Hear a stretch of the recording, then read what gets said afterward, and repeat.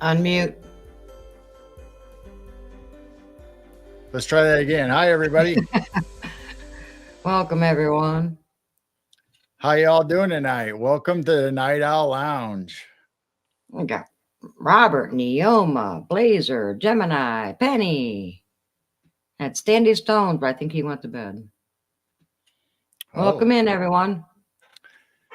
Yeah, thanks for coming. We're gonna just have the normal chat night, but I have a subject that we're gonna talk about a little bit, and you guys can let us know in the chat or whatever on stuff you know about the subject, and so we'll just see where this goes. But mainly, it's just going to be the normal night of hanging out with you guys and thanking you guys for watching our shows. And this is our way of giving back to you by addressing everybody in chat because we love you guys so much and we're so grateful that you guys show up.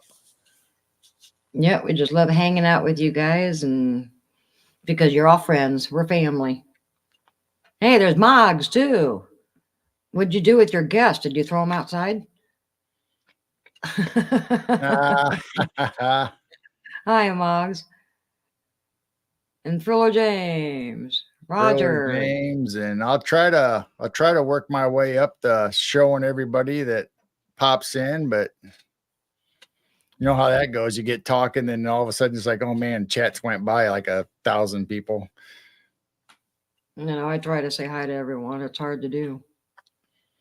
You guys getting any of that weather down there yet, Moggs, from the Beryl or Garrel or whatever the name of the hurricane is? Your cousin? My cousin. Maybe by the time they get to the G's, maybe they'll bring Garrel in. Yeah. Already did Beryl. They just got to change one letter. Come on. Yeah. Well, we got 1.5 inches out of it yesterday, just having the outer edge of the crazy thing. So yeah, we got 1.5 inches. So are they saying Beryl or are they saying Burl?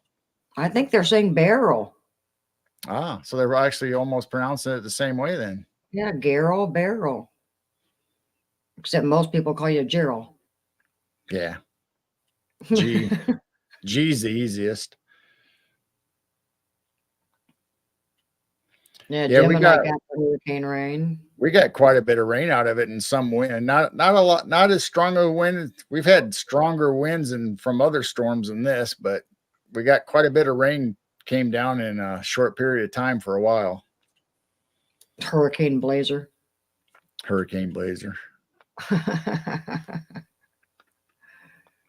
Mickey is sitting on the couch.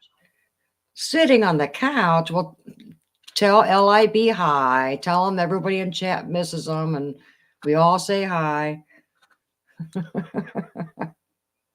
I remembered you saying that on your show that you guys were gonna go to the airport and pick them up.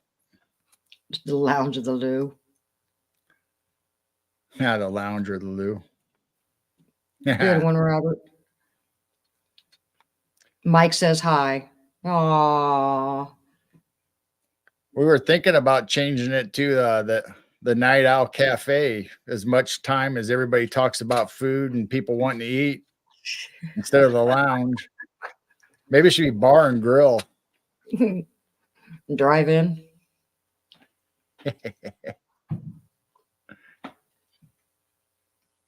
And there's a Lulu. There's a Lulu. See, there I am talking and I'm not popping everybody up. Yeah. You're fired. No. Good. You take over. You're supposed to be doing it anyway. Hey, I'm drinking coffee. That's no excuse. Hey, it was my first cup of coffee of the day. I woke up and it was too hot for coffee. That's my excuse, and I'm sticking with it. Yep, you tell your story any way you want, and then I'll tell the truth. There, how's that? I did Jim. Hi, Jim.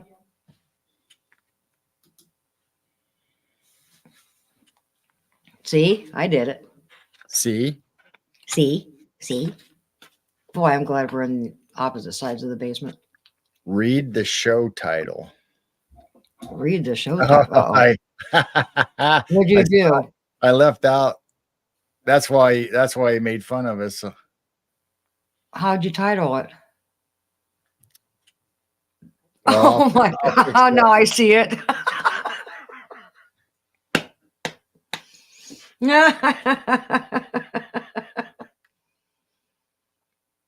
It's all right. I misspelled camera the other day when I was doing our 24/7.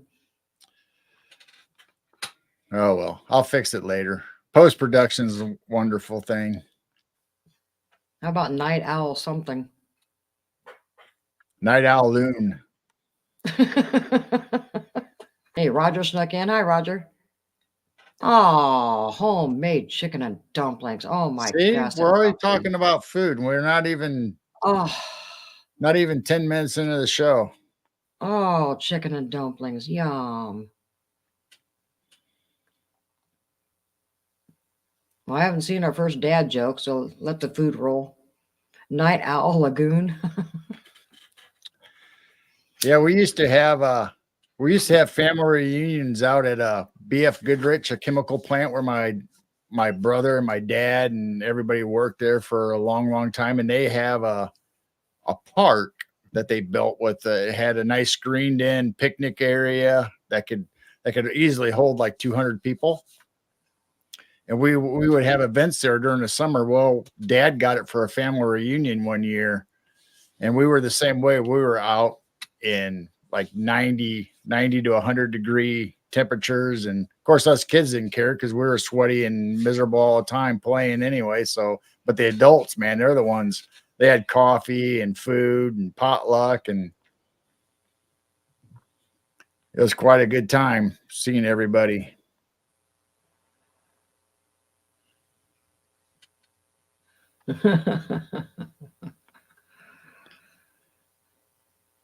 Yeah, Jim, I like watching your videos. I don't always say anything in chat, but I definitely watch your Yep. videos. Yeah, I love your videos, Jim. Keep doing what you're doing.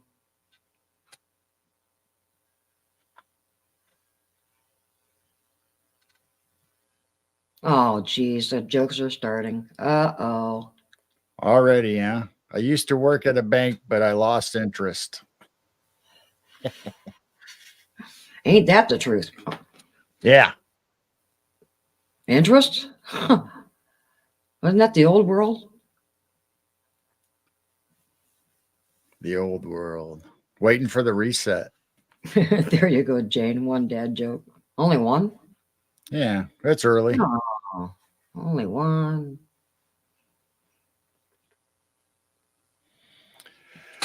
All right. So how's everybody doing tonight? I know I already asked that, but Well, they're either everybody having getting a good rain, week? Everybody having a good day? they're either getting rain or a heat wave or both, or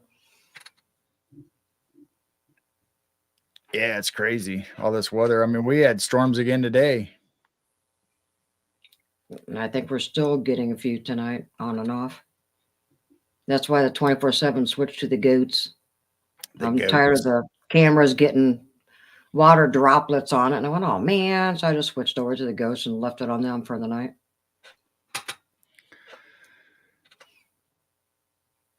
So eventually, we're hoping to take our 24/7 camera and maybe do more than one camera on the screen. We kind of tested it out 4th of July. We showed fireworks from our city, which you can see from our front yard over the river because we're so close to the river. There's a few trees in the way, but the high ones you could really see really well. Hi, Dennis. Welcome in. Hi, Dennis. And then so I split the screen and used the top half for our backyard camera, which another small town you could Like see 20 miles away. you could see over the fields and the trees in the background, their high ones up. So we had double fireworks going for a while.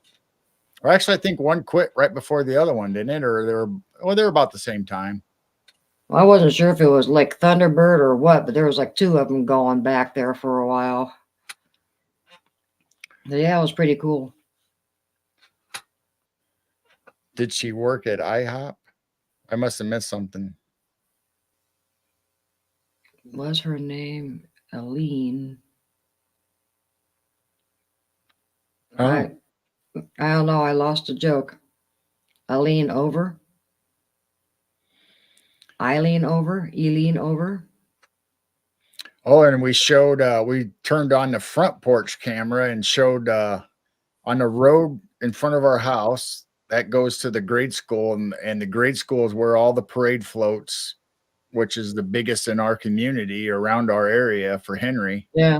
Unless you go 45 minutes to Peoria, I think they We had still our have a front parade. camera on off of our porch, and you could see the old antique tractors and cars and people on floats go by first before they hit the parade. They were going to the lineup. Oh, where does the one-legged waitress work? It's a joke. Oh, okay. IHOP.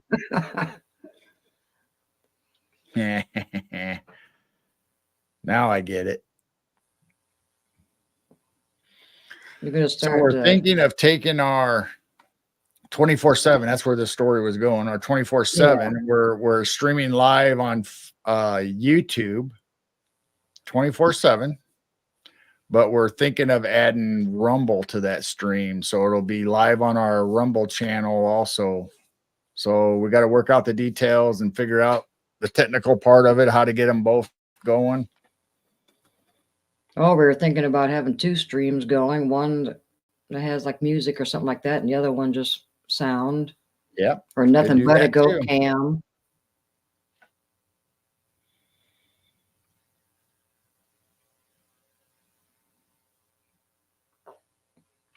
Maybe, baby.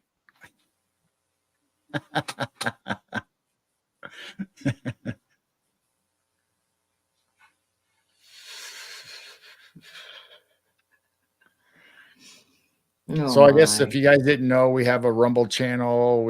I mean, we have other platforms, but Rumble right now, I haven't been streaming live to it. I have a couple times, or we have, I should say we. But it's been easier for us just to do the show than upload it to Rumble as a premiere, or just upload the show for people. We have like 37 followers, maybe 40 followers on Rumble. So if YouTube ever goes crazy on us and decides they don't like our content on our normal shows and the subjects we talk about, then we'll be going live to Rumble all the time. And then once in a while, the YouTube, or start off with both of them and then shut the YouTube down. But that's in the future if that ever happens. Not right now. So far, we've been pretty lucky and good for the subjects we talk about on YouTube. So We've just been warned for our intros constantly. You're not striked, but so we're going, okay, fine. We're working on a intro. So if I So can, I will give you advance notice when we're going to make a switch like that. But you know, you never know with YouTube, you might just get shut off or not be able to live stream for a while because it's happening in other platforms. So we'll always have Rumble. So if you don't see us live on YouTube in our normal time slot, then you may want to check out Rumble and find Midwest Night Watchers. now there's friends in the community that have gotten striked, and it's because of shows that are 2-3 years ago. So you never know when YouTube's going to go back to your past shows and make a stink about something, and you just automatically get striked one morning. Yep. So far, all of our social platforms, whether it's Facebook or Twitch or Rumble, YouTube, what else do we have? X, the old Twitter, and we might add a couple more. I think we might add another one. We might try to go upload our stuff on Spotify. But everything so far has all been Midwest Night Watchers. We hadn't had to change it because nobody else has that name. So we're doing good so far. Midnight Sky Watchers. Yeah, midnight.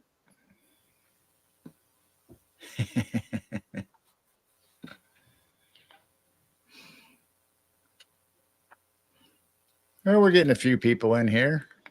Mm-hmm. Our norms are showing up.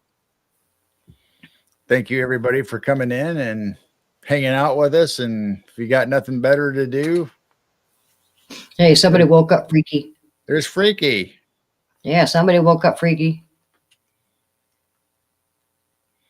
Oops. Nope. Tonight we've been doing normally Facebook and YouTube. I've played around with Rumble and we've done a couple lives at Rumble at the same time, but it's been hit and miss for us for some reason. I don't know what I'm doing wrong, but we do upload our videos, not so much the Night Owl Lounge, but our interviews. Hi, Chastity. It's a Chastity. Hi, Chastity. So we do upload to Rumble right now our videos from Sundays, the Piercing the Veil, when we have guests and interview them. All those are up there. We got 2 Chastities. Oh, 2 of them. Yeah. She switched over. Hey, I got so excited on seeing her first live the other day. And I told know. you, I was ran all excited. upstairs. And I didn't want to miss it. Yep. And we were sitting And there you waiting. shared it And out. finally I messaged her. I said, hey, do you know you're live right now, but you're not live? Yeah, and I went, oh, it wasn't her first live. I was all excited and in chat right away. Yeah, play Whitney Houston and we got in trouble too. That's right. Yeah, well, I mean, if I knew in advance that YouTube would restrict us from showing live, I'd play that thing 24/7. Just let it go. Hi, Sweet Pea. Or hi again. Yeah, I saw you earlier. Yeah, we see. I mean, there's same people that we see out throughout the day, throughout the week, and other people's shows, whether it's on Moggs or Professor Bowers or Heidi. Hunting the Shadows, Dennis's channel, and Hi, Claudette. Heidi's and everybody else's, and Barb and Grizz, and who knows? We see a lot of people everywhere throughout the week. Jessica's Cryptid Huntress. Yep, Jessica. And if we've left, Eric, we got Eric, which is back to Gypsy Road. So you guys will have to tune in to Robert Bauer, the Nexus, because we got another great episode of Geezer Geeks coming up. We're going to premiere it. So it's not going to be live this time. It's going to be a premiere. And we will be in chat taking questions. And then we might have a live question and answer right after it. Ooh. Yeah, the Geezers got together this afternoon and did a show ahead of time. Yep. So we don't know will how you guys definitely did be in that. chat Saturday night. And then afterwards, we'll probably light it up and have everybody in there and take some answers, questions and answers. And maybe even depending on who shows up, maybe invite some people on with us even. How'd you guys do a show this afternoon being geezers and not take your afternoon naps?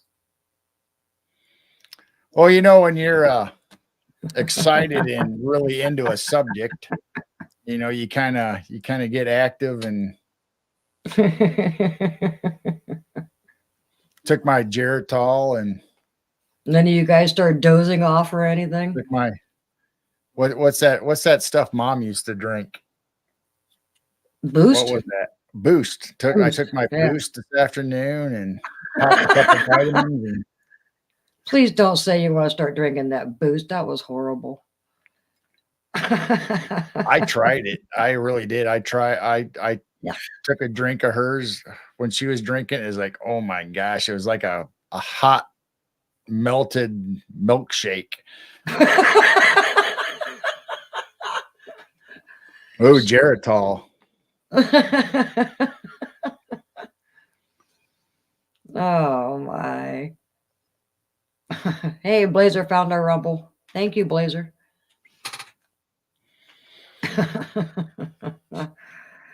So yeah, we have I think Jesus Payon from Breaking Bad was our last interview, and we have Neoma before that, I believe. Yeah, I think Neoma was before that. Yeah. I think. Yep, Open to Doubt. and check her channel out. And I think, hi, hey Jessica. Hey, Jessica. Yeah, who is next week? Shannon from Chicago.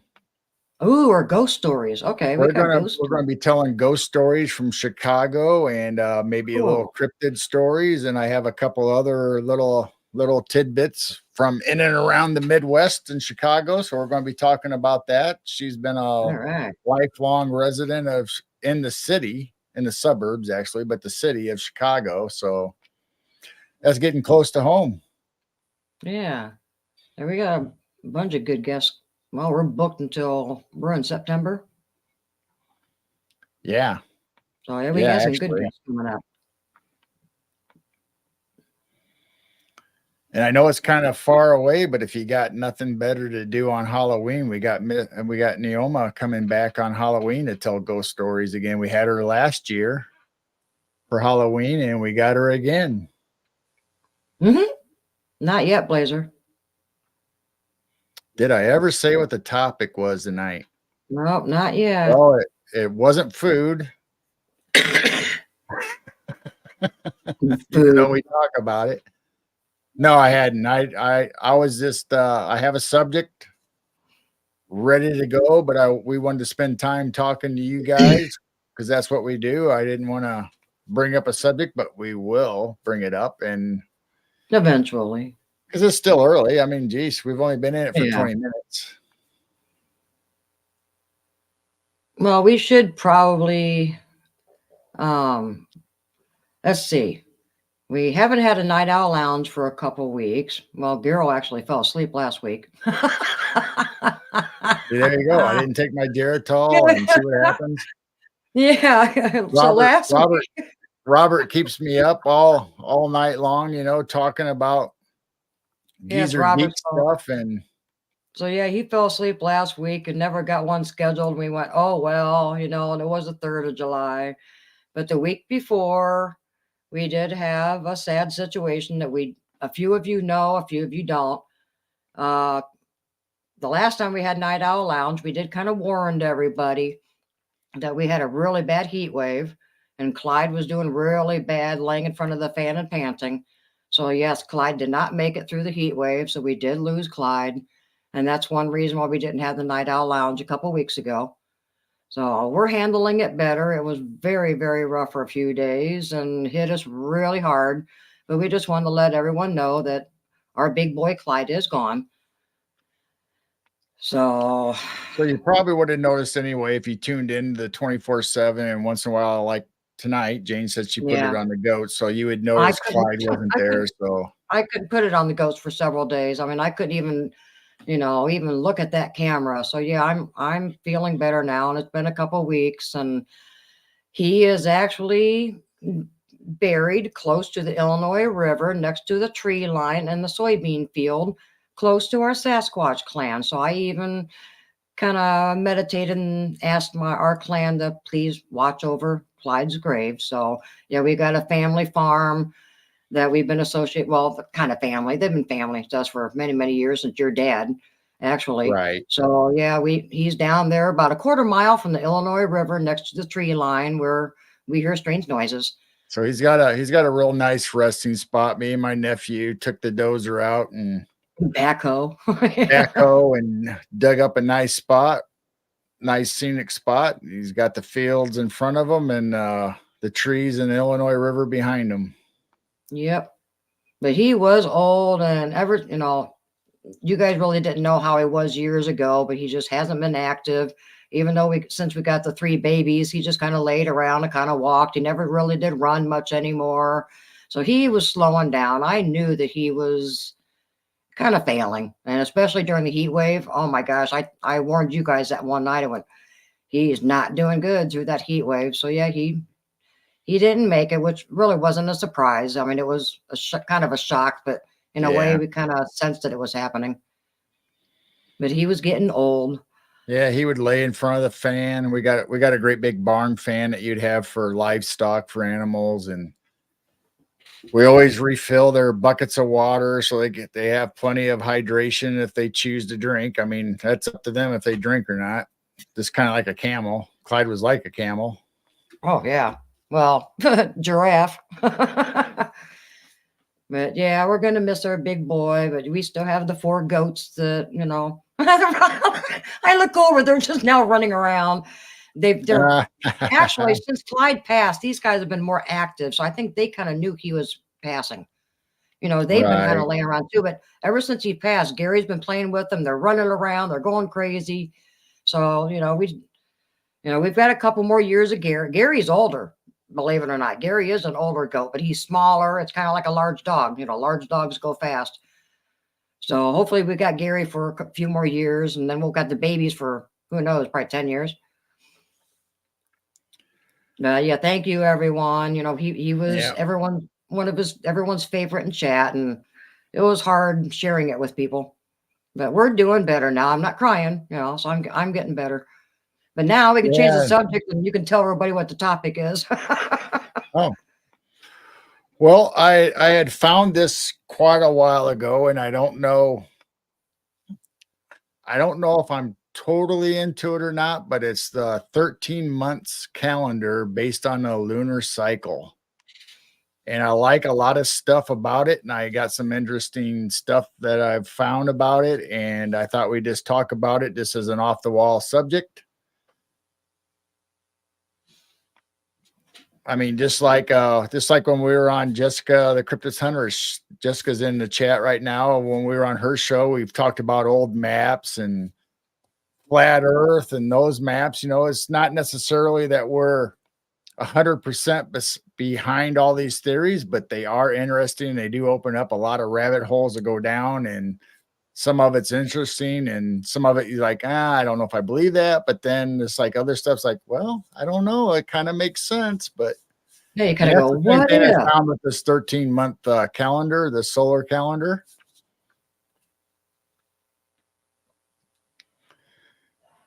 So it's fun stuff. We just like, me and Jane just like finding subjects, and we'll talk about it ourselves. And then pretty soon it's just like, you know, I'm finding more and more stuff. And you know, it's just like everything else. When you talk about it between yourself, the next time you open up Facebook or something or YouTube or whatever, all of a sudden there's a ton of that subject on your feed. Is like, really? Well, when you start waking up and realizing you've been lied to about this, you've been lied to about that, well, you've been lied to about this, what can we believe these days? So you just kind of go down these rabbit holes, and you got to have an open mind and go, what if? You know, what it could be. Yeah, the flat earth. Could we be on a flat earth and it's round? I mean, that's, you know, maybe it's both. I mean, how do you not know that we're not really flat? And just like on Jessica's show, there's an ice wall, and beyond that ice wall, there's land. I mean, how do we not know? You know, is the globe really that the land in those locations? How do we know that the globe is even real? Because they Well, told us that it's like that, you know. the other We don't weird know. thing, is, you know, some of the maps for a while didn't even have Antarctica on it, especially after they signed a treaty where nobody else could go there except for these certain countries would have bases or outposts on Antarctica. But then you find maps. Then you find maps in what? Oh. We weren't saying it was actually flat. We just kind of gave them the options. But then in the 1500s, I found maps that have Antarctica drawn perfectly on these maps. And it's like, but yet they're saying, you know, it doesn't exist. And some of those maps even have Antarctica as a ring around the map that they're showing that is flat. Why is the UN map pretty much a flat map instead of the globe? There's all kinds of questions. Oh, Jim, look at that. Jim's already thinking about the 13th. Well, there is an extra day, and we will bring that up. And there is a solution to it that they put in the calendar for the extra day.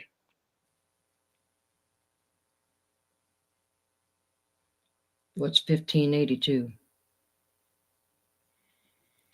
Well, it wasn't Columbus sailed the ocean blue. I know that. Ah. All right. Well, I don't know. Let's discuss flat Earth. Let's discuss flat Earth. Well, we can. I wasn't prepared to talk about flat Earth, but we Well, the can talk world about did flat believe Earth it all was we flat. want. The world did believe it was flat until NASA came along and said we were round. So, Well, I you know mean, what? people And we did brought used to this up. believe it was flat. We've brought this up before. Going to church our whole lives, they've always talked about the four corners of the earth. The Well, how do you firmament. get four corners on a globe? And I know it's a figure of speech or can be a figure of speech, but what if it wasn't a figure of speech? Hey, brown dwarf. Well, I've got Christian friends that 100% flat Earth because the Bible says of the firmament, and they believe in the flat Earth because that's what everyone used to believe. And then the globe showed up, and they said we're round. No, I think we ought to have Jim come up and just talk about 13th calendar. He's getting into it, man.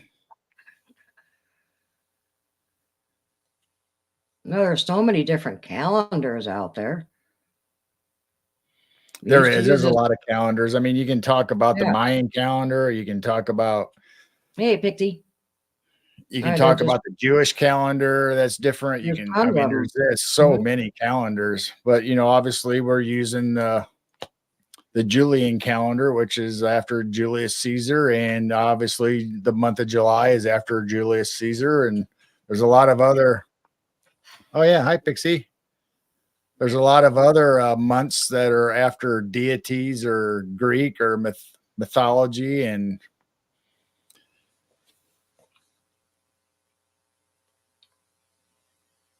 Ah, the see, Greek there's scholar. Neoma bringing in facts. No, I just think it's an interesting subject. It makes sense. I don't know if I'd actually want to go by the calendar, the 13-month of the lunar cycle, but I wouldn't be opposed to buying a lunar calendar and having it next to the calendar that we have now, as far as keeping track of the moon. And So did they used to use a 13-month calendar and then we switched to a there 12-month? was one at one time point they tried to implement it and was going to, and I can't remember what happened. Something stopped it for some reason. I don't know if it was politics or whatever, but even after we started using the Julian calendar, they tried to talk about bringing the 13th month calendar in, just because it does make sense and it makes it easy. I mean, day one is on Sunday every month, all the way through the whole year, ends on day 28. Hmm. I mean, there's just a lot of stuff that you talk about it, and it theoretically it makes sense. Now, do you really want to live your life that way? I mean, there's some things that are kind of oddities that kind of come up. Then, like what Jim said, you have leap year. You have, of course, leap year was an adjustment to the calendar to try to make up for a day, which actually over adjusts our calendar. So that's not a very good way of doing it either, because we're not actually 24 hours off when we get a leap year. And one of the calendars that the Jews used to use or something, they have to add a month from time to time. And then there's other ones that they definitely go moon to moon to moon to moon. And that's how they, now would that make up 13? If you want just moon to moon. So first of all, I'm going to talk about, if you can see this, if you all see what that is, a deck of playing cards and the calendar. Has anybody seen that theory, that thing about the deck of cards and the calendars? Mm-mm. Well, if 13 moon cycle in a year. if you bring up, or if you get a deck of playing cards out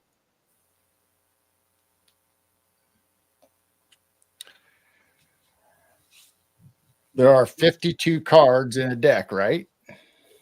Yep. And how many weeks are in a year? 52.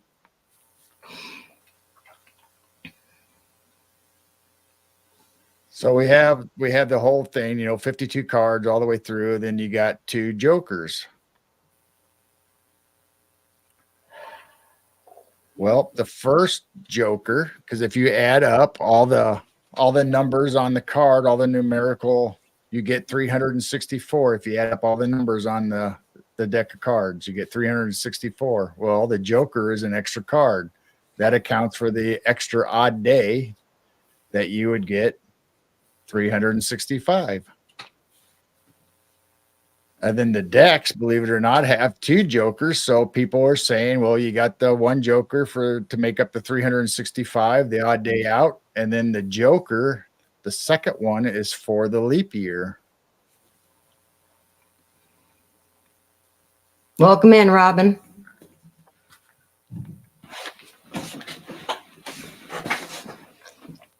And then everybody knows that the deck of cards, Does that represent seasons? the 4 seasons. So you have 4 suits and you have 4 seasons. And then if you apply that one step further, you have the red suits and the black suits. And so the red represents day and the black represents night. What am I missing? Can't see chat while I'm pulling up pictures. Mr. B just dropped a new music intro for a show. What have we done? Uh-oh.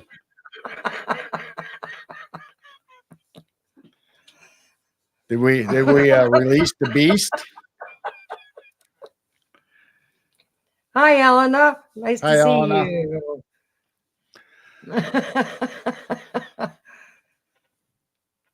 Hi, Lovey Love. Hey, love you, Hi, love. Robin. Yeah, Robin. Yeah, So- what you guys are corrupting, we Mr. B. We got the red suits as day and the black suits as night. So they divided it up Oh. between night and day.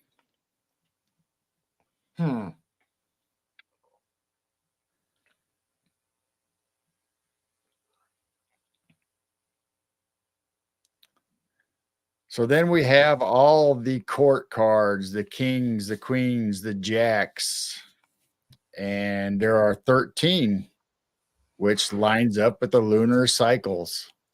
13 of the courts, the majestics.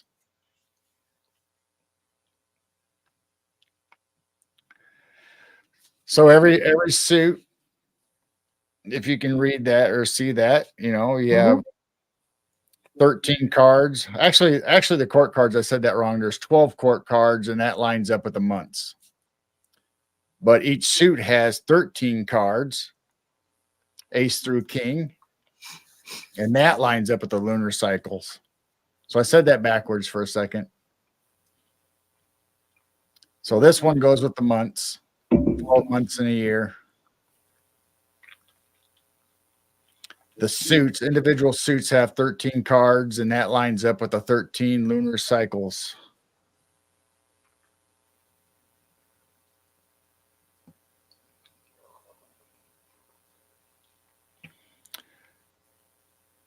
So I just thought that was interesting that you have all these cards that we play with, and they line up with our calendar, and then also they kind of have a mention of the 13-month solar or lunar calendar. I'm sorry. Then if you look in nature, we have the turtles. If you look on the inner shell of the turtle, there is 13 individual blocks for the solar or the lunar cycles.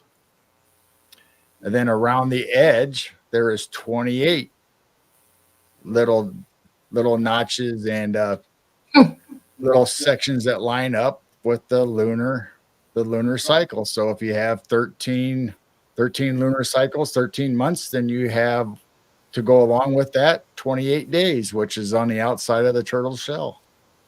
And supposedly that's how the Native Americans judge their calendar, by looking at nature.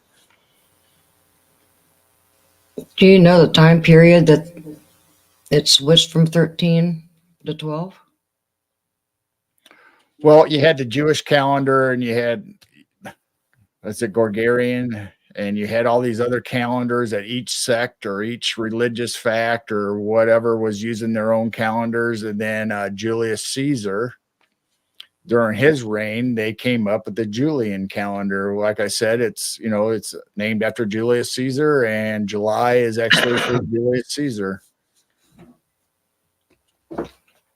And then these are the months according to the super moons or the moon cycles, but they're, you know, depending on what picture or what information you use, you know, some of the Native Americans and different tribes had different names for different moons, depending on where they were in the world. You know, like the Inuits or the First Nation up in Canada might have a completely different name for the moon, just because of their harvest season would be different than, say, us in the Midwest, or,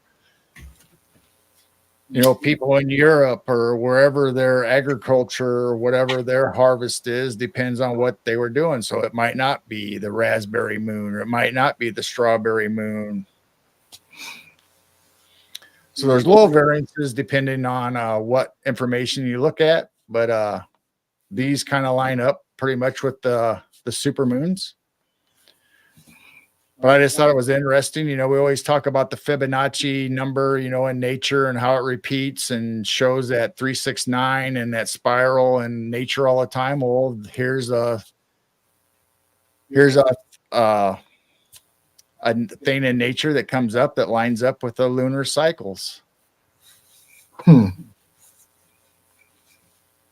just thought it was really interesting. It's like I said, I don't know if I totally would go with it or necessarily believe it, but it is interesting and it does make sense. I mean, like I said, if you go up the 13 month lunar cycle, every Sunday would start the 1st. The 28th would be the last day, and then it, you know, this repeatedly goes through the year, and, you know, it'd be easy to keep track, where now you don't, you know, now you got to do whatever it is in your head or a calendar to look at. You know, this one has 28 days, this one has 29, this one has 30. If you went with the 13 month, you know, every Sunday is the 1st and the last day is the 28th, and every month has 28. Then they account for leap year,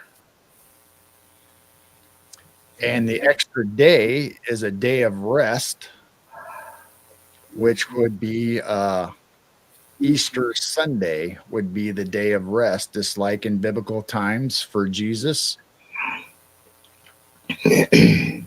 So that day wouldn't be necessarily a day on the calendar, other than a rest day and celebrating Easter.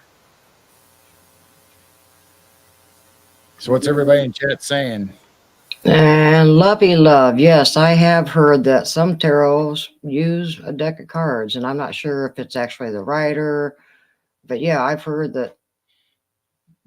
Well, what do you call them? Gypsy witch, the ones in the mountains. What are they called? Gypsy witches? Yeah, that they just use regular decks of cards to do tarot. Yeah, they would take regular playing cards, and especially during, like, in the Appalachian Mountains or the older days, say like the mining days way back, they didn't have fancy cards like what we have with they would just have, like, even in the Wild West, they just have like hearts drawn on the card, 8 of them or whatever it was, or they didn't have the great graphics that we did. So there was a lot of room on a playing card, and they were bigger. The playing cards were bigger than what we have now. So the mountain women, or the, you know, if you want to call them witches or elders or wise or whatever term you want to use. I don't necessarily like calling them witches, but, you know, Oh, what was it? Granny witch? I mean, there's a certain term that There's they call it. granny, Granny granny witch. witches, but they had different Yeah, terms. There was different that's what people they called them different things by where Yeah. they were. In the Mhm. Appalachians, they called Yep. them Thank granny. you, love you, love. Yeah, granny witch. But they had plenty of room on the cards, and they would draw their own symbols. So if they had death on there, they would draw, whatever represents death to them. It might not have been a skull and crossbones like what we consider poison or death. There would have been something in their description in their Appalachian Mountains or in their language that they'd know, okay, this means death. And they had stuff for joy. They had stuff for anything, that we would have on tarot or oracle cards. They'd have symbols that represent each of those features for them.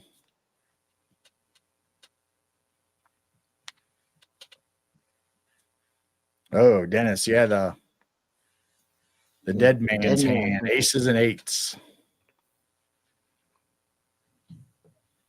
Well, even getting into herbs and tinctures and things like that, people thought it was witchery. I mean, you used to make fun of me when I'd add this and add that and add this, and I'm downstairs making my witch's brews of asthma medicine and pain medicine, and Right. so I yeah, I've mean, got a whole also, cabinet full of herbal tinctures because I don't like real medicine. the lunar calendar, the first month would be April. And the last month, obviously then I would be March. Yeah. And then they would go back to the original terms. So, September means 7, sept, and Oct means 8, and Novum means 9, and this so on and so forth. So they would take out the demon or the mythological gods names, that we have for the months, and like the kings, August and all them, and they would replace them back with the some of the terms that they originally were. Like August was Quintus, meaning 5.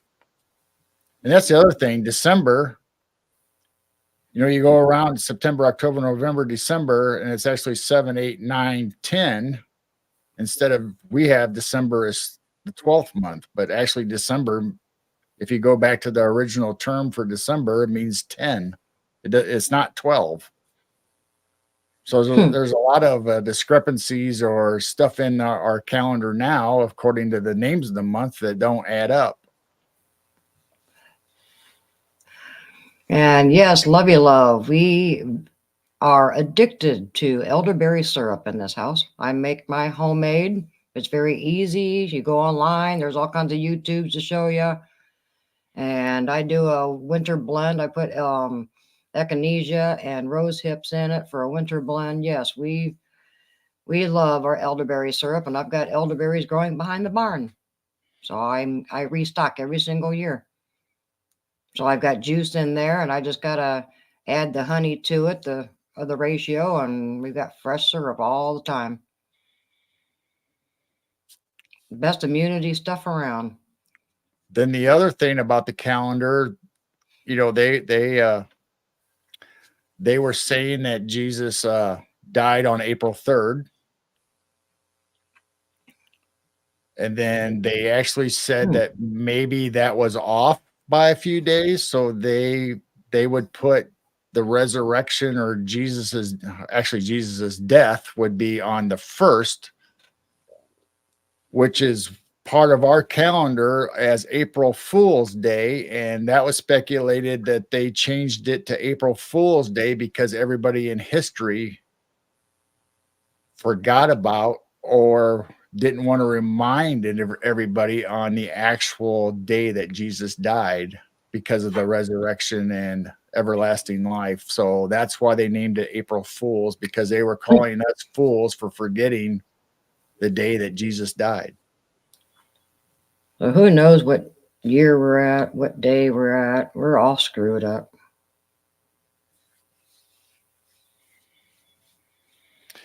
So that's about all I have on that. I mean, there's other stuff, but we could talk about. You know, there was actually 13 zodiac signs originally that they went by instead of the 12.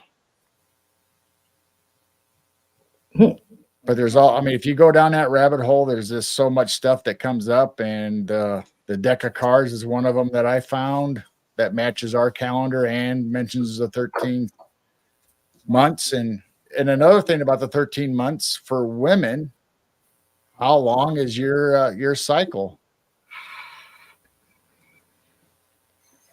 It's 28 days. 28 days. So there you go. You start on the first of the month and you have 28 days in a month. So you would be easier for women to track and to keep, maybe even for men to track.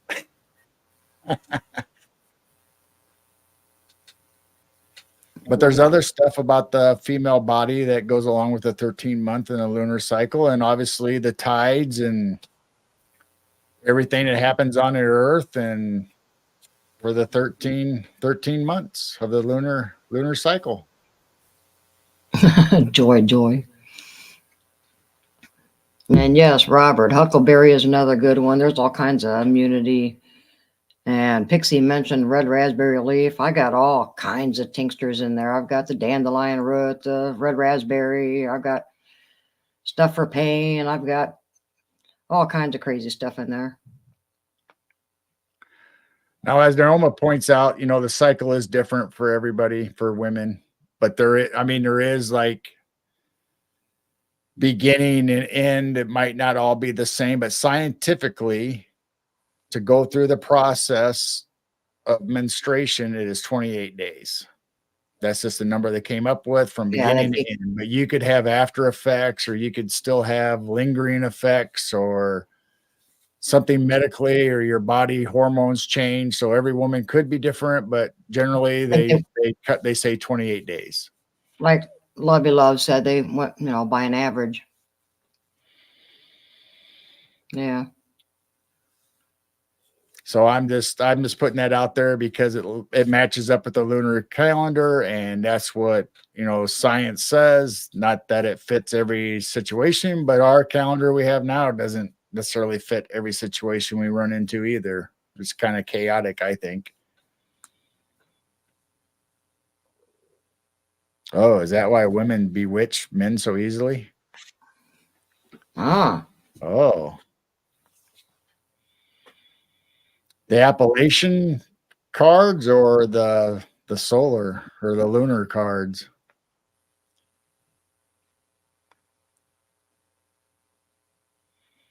Hmm. I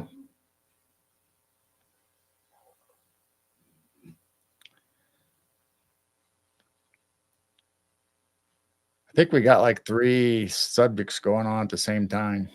Yeah, we got immunity stuff going. We've got Deck of cards, women's cycles, women's stuff, and where's Blazer? Throwing a dad joke.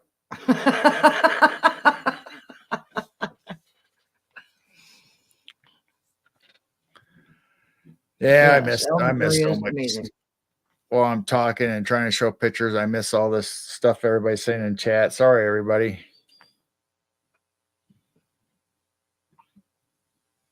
Like I said, I don't necessarily believe that it's a perfect system, but some of it makes sense to me. I mean, what? Read that. But when she's on her cycle, she definitely prefers a man with a hatchet in her forehead. His tongue cut off the body fire. There you go, Robert. How you like that? Oh my gosh. Are we switching to Lizzie Borden now, or what are we talking about? Maybe Lori, what was her name? Babbitt? Oh my goodness. Well, although that wasn't a hatchet into the skull, that was a different appendage that got cut off.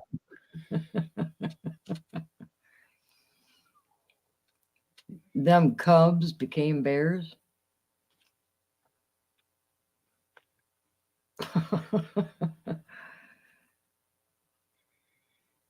13 wax.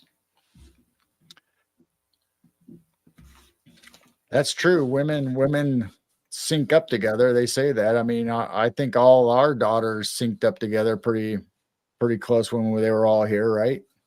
Mm-hmm. And Lovey Love and Brown Dwarf Fire Cider is amazing. It is really good. Oh, that's the old, Hi, Clay. the old Lorena, curl yeah, your Lorena nose. Bobbitt. Hi, Clay. He'll put hair on your chest. Yep. I still, and it lasts forever. I mean, I still have a big jug of it. I mean, you only do like a shot at a time when you feel like you're really, really, really, really sick.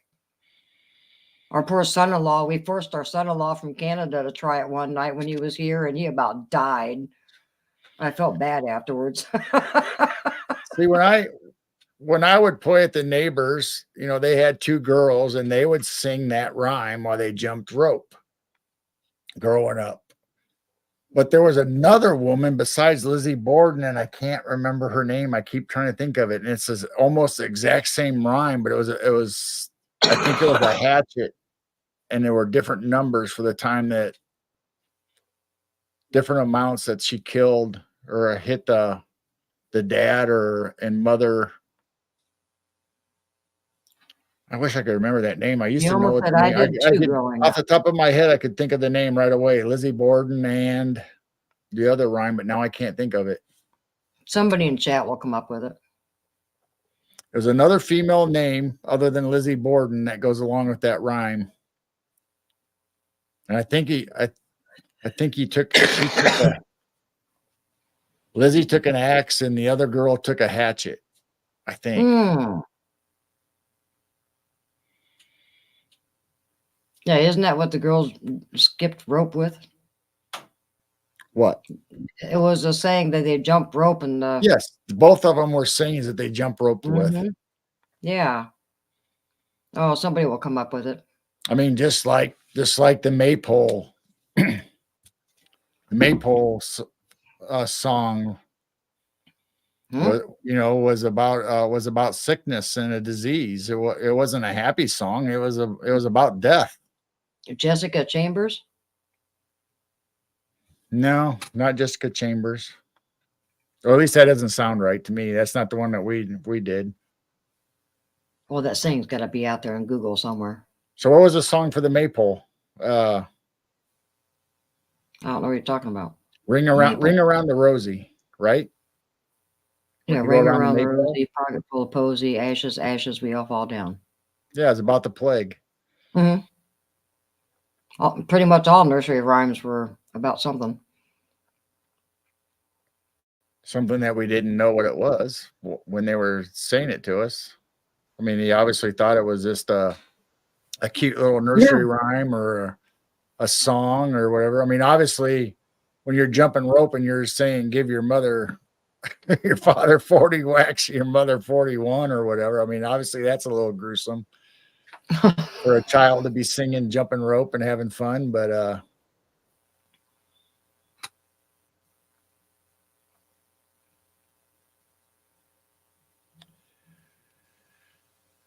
so now what? What do you guys want to talk about now? I mean, we can keep going. I'm sure we can come up with more nursery rhymes and more. They're still talking about Ring Around the Rosie. And Molly Hatchet. You know, Molly Hatchet came to my mind, but I don't know if the name was Molly and Hatchet was a thing that she used, but there was I wish I could remember it now. Every time I thought about Lizzie Borden, I always thought about those songs we used to jump rope to with the kids across the street, and the other name always instantly came to me. I could think of it, but now I can't.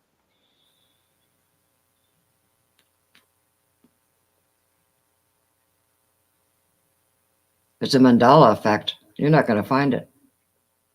I have searched for it. Actually, I've tried to put it in different Really? ways, and I couldn't come up with it. Maybe it's a And mandala. I do remember one time I did search for it, and I did come up with the name. It just automatically came to me as soon as I saw the name that was it. And all this last time I searched for it, I couldn't find that name. I don't know. I can't Molly remember had what a it is. hatchet.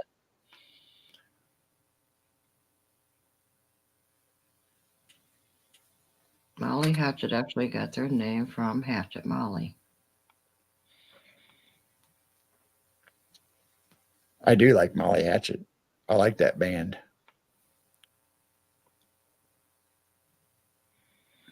Lovey loves searching. She can't find it. I know I couldn't find it.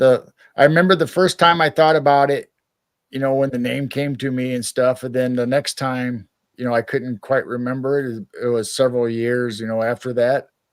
And I searched for it and the name came up, or at least it rang a bell, and so I knew it was the right name. Neoma said Hatchet Molly was a 17th century murderer who beheaded her husbands. Good Lord, how many husbands did she have and behead? What did I say? Girl, how can you say that? What did you just say? What did I say? That I like Molly Hatchet?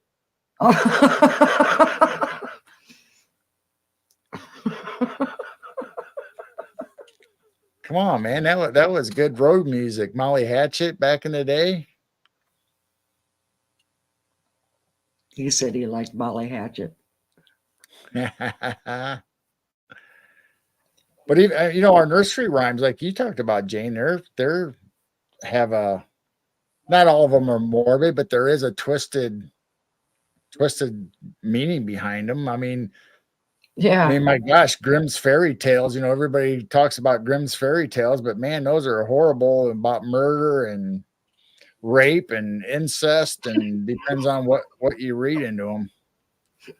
I can't stand that band, and now I have that awful song stuck in my head, complete with whining voices.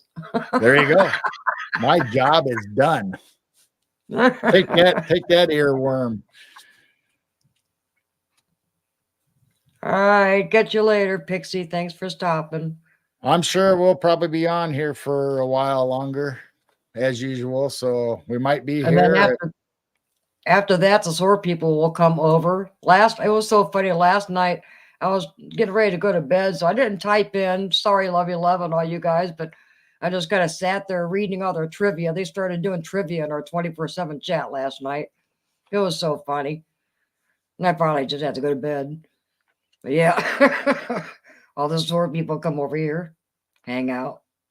But there's actually 2 books of Grimm's fairy tales. There's the ones that's nursery rhymes that are based off the old. But if you go back and you go and get an original Grimm's fairy tales, it's actually like in a written form of stories, and it's pretty graphic. And I was a preschool teacher for so many years and sang all those songs and didn't even realize what I was doing to those kids, doing all these little nursery rhymes. Way to I wasn't go. awake way back then.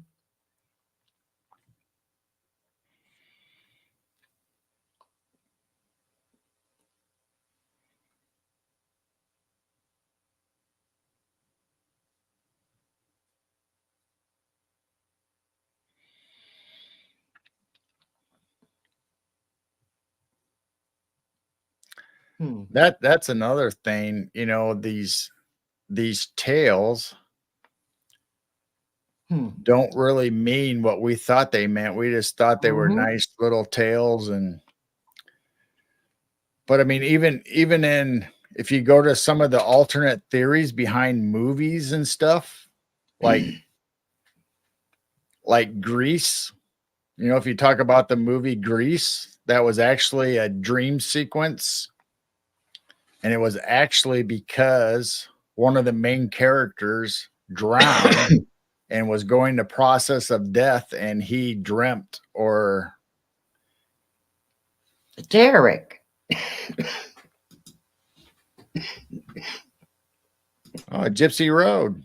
All right. Hi, Eric. But I mean, Greece, if you talk about it and look up, go down that rabbit hole and look up the theories about how I'm trying to remember which character, if it was Danny or Sandy. I think it was Danny drowned while they were at the beach, and he was going through the afterlife or the sequence of dying, and he came up with that whole sequence of the high schoolers and the carnival and all that stuff, and that was all of his process. But there's lots of movies like that that have alternate, now whether their theories came up from the fan base or the actual author came up with it, but I think it's more of the fans coming up with alternate storylines or why the story actually happened or the truth behind it. Yeah, look at that. You changed, Jane. You really need to set up your own avatar on that computer.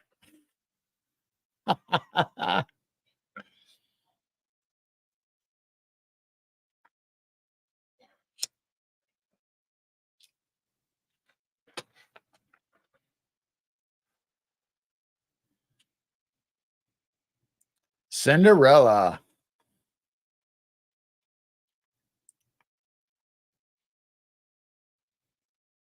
I'm trying to think. Cinderella, the movie, the story of Cinderella. There's an alternate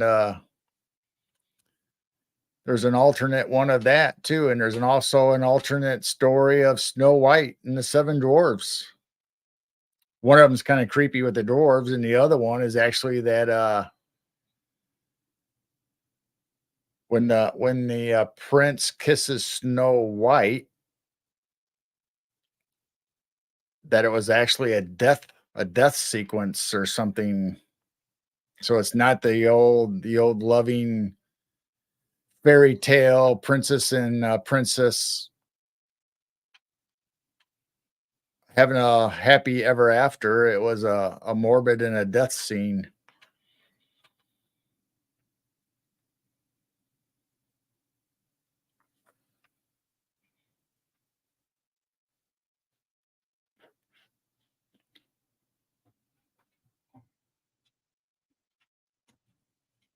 Make a copy. You're leaving me? I make a copy.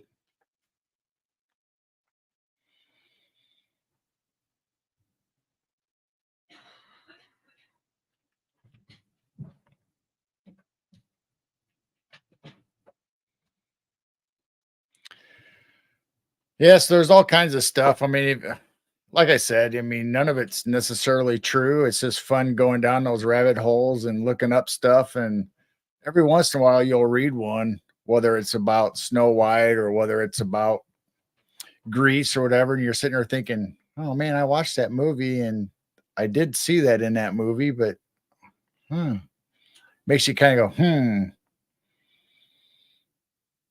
can Jane make me a cup of coffee? She could.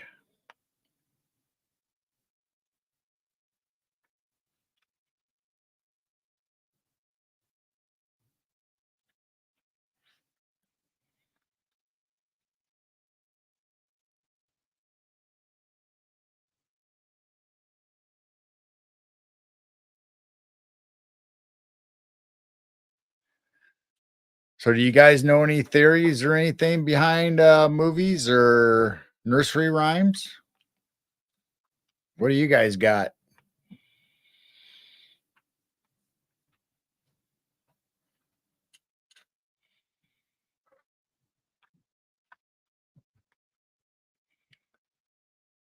Yeah, that's what I said. My uncle showed me he was an antique collector and he repaired clocks and the wind up ones anyway, the antiques, and I kind of picked that up after him.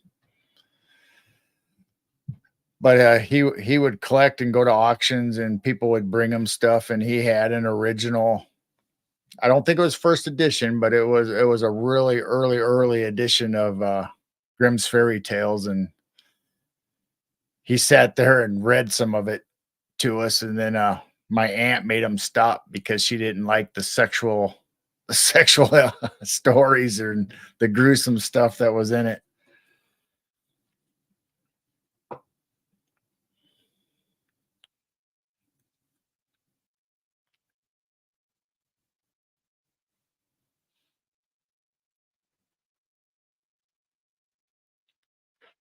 Oh yeah, Cabin in the Woods.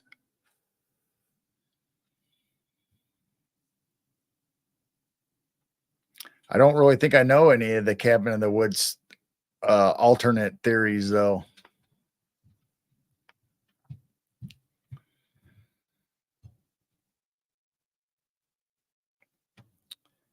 Yeah, that's not very good for the baby. So what's the reasoning for Rockabye Baby? What I mean, why would you put the cradle in the tree when the wind blows and breaks the cradle? And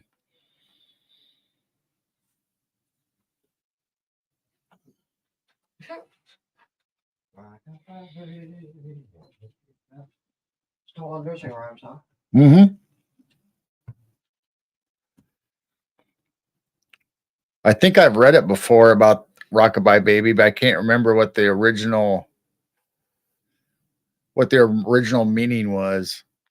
I think it was something about a political foes or something, or about a political stance. I'm not sure about Rockabye Baby. I think it was medieval times or something. And The cradle will fall. And now will come baby cradle and all. Oh, I don't. yeah, that should actually give a baby nightmares. Yeah. Understood Uh-huh. the word. Yeah, mommy, why are you You're telling me this? You're gonna put me up in a tree in a cradle, and the wind's gonna knock me out of the tree, and I'm gonna fall, and the cradle's gonna break. The And cradle and all? Oh my.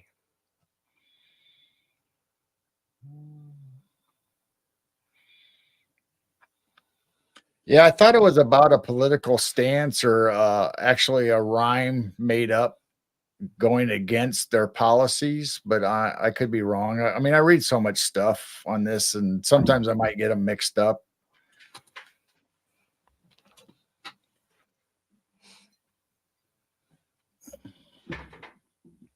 Cabin in the Woods. Oh, that's kind of gruesome. Ew. Gypsy Road. I'm not used to that yet. Yeah, just when you changed it your actual name, now you had to change it again. Well, when it came on live this afternoon, I went, I'm subscribed to Gypsy Road. What? And I realized, oh, that's Eric. That's his old name. And that's actually one of the reasons why we did the start of the show the way we did it, because I had a nice intro video that we liked that had the mystical tree, kind of haunted tree with words coming up to the beat of the music on certain access or emphasis notes. And I used a rendition of Tubular Bells. It actually wasn't the original from the artist. It was changed, but we still got a copyright warning, not a strike, just a warning that was a no to use that music, even though they said it's not going to affect your channel. Of course, it doesn't matter. We're not monetized. We could be monetized, but we're not right now. But so I took that section out. I just cut it out, and I used our countdown and our graphic of Midwest Night Watchers logo with the meteor coming behind it, and it had music that was supposedly royalty free from Canva when it was made up. And now they're giving us the same warning on that music. And yet it's from Canva and it's supposed to be royalty free on all sites, but yet they're saying it's not. So we're working on a new intro. And if anybody Yes. ever goes over to Thank you, Conspiracy Clay. Music on Rumble, he's got a channel on Rumble and he has a big following on YouTube, but he's facing the same kind of nonsense that we are, that Mhm. Clay, our good friend that does Geezer Geeks with us, he might be going full time to Rumble, and hopefully all of his fans and subs will go over there and find him on Rumble and Conspiracy Music.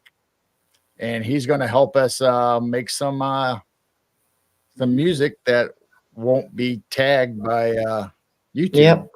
Hopefully. Thank you, Clay. You We'll never have know. our own intro.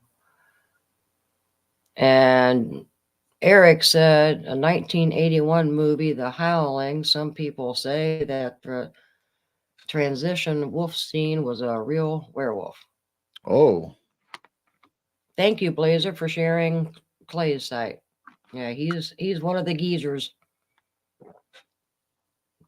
He's a geezer geek.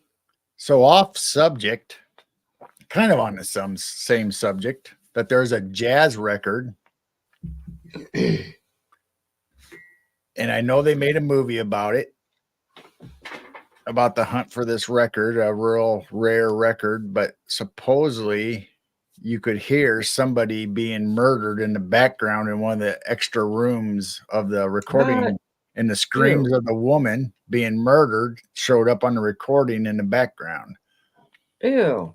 Now that could be just all folklore or whatever, but supposedly there is an album out there that really has that on a jazz album. Also, a song that is popular, Roller Coaster, I think was the name of the song. And there's a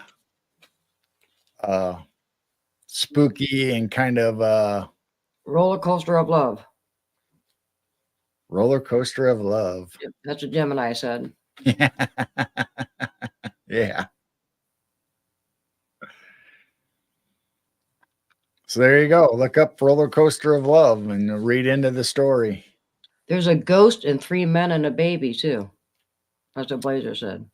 Yeah, behind the curtains, you see it. It's kind of like the Wizard of Oz thing, where you see back in the shadows where the person's hanging from the tree. Mhm. One of the extras. I'm gonna call them little people, even though I normally would use the other term, and they used that term when they were making the movie. But I'll call it little people. Is committed suicide and hung himself on the set, and it was supposedly in the Wizard of Oz. Well, the same thing with 3 Men and a Baby. It wasn't a murder or a suicide, but they're supposedly behind the sheer curtains. There's a figure behind the curtains where the window is, I believe.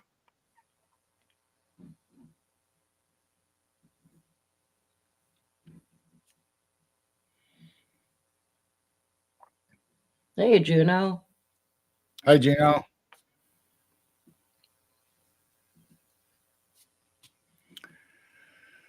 Yeah, there's all kinds of things There's in the all Wizard kinds of of Oz. stuff in movies and songs and nursery rhymes, and I mean, you name it. Even history itself has stories that really, if you dig into the story and look up behind the scenes, what really happened is pretty gory. And Well, if you think about it, the good witch showed up in an orb. So right there, they're showing us traveling around in orbs. And there's an alternate theory to the Wizard of Oz about the good witch and the bad witch. And actually, the good witch was the evil one. That she was hiding a secret and had to kill the other witch, and the other witch was trying to actually protect the people and bring out the truth. We live in a twisted world. Yeah, you don't know what the truth is anymore. You know, unless you dig it up and actually knew. I mean, it's kind of hard to do now because there's so much conjecture and things online and people twist the stories. But if you were researched this back like when we were growing up, you could still find remnants of the truth if you knew where to look or how to look it up. What are you laughing at? Well, first I was reading Eric's, Where'd it go? I don't know. I'm clicking on it. You're clicking on it Oh, you're probably. clicking. Oh, that's why it disappeared. Yeah, So I'll let first you he was click on them. saying that, but then it was Blazer. There's a drink in front of me. But yeah, that poltergeist, there was a lot of mysterious deaths that happened to people or a Oh. curse. I mean, it was almost just like the movie itself, that they took that subdivision and supposedly put it on top of a cemetery, and they were supposed to move all the graves. Well, obviously they cut corners and didn't move all the graves, but they took out the tombstones. Then that's where you have the pool scene where they fall in the pool and all these skeletons and zombie looking mummy things start trying to drag them down beneath the water.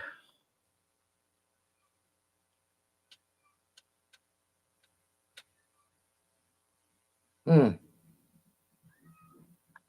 Oh, cool. 5 horror movies from the 80s. Oh.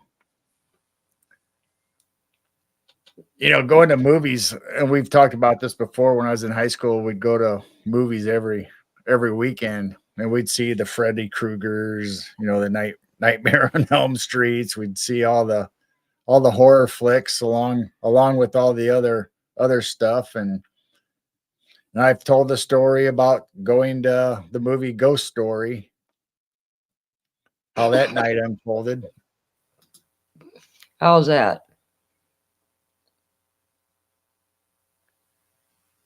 Over a pair of shoes. Yep. But yeah, there's alternate theories on the Wizard of Oz if you look it up about the fight between the witches and which one was actually evil and which one was actually good. Then I freaked out when I found out the witch was actually the Folgers lady in the Folgers commercials. And I went, what?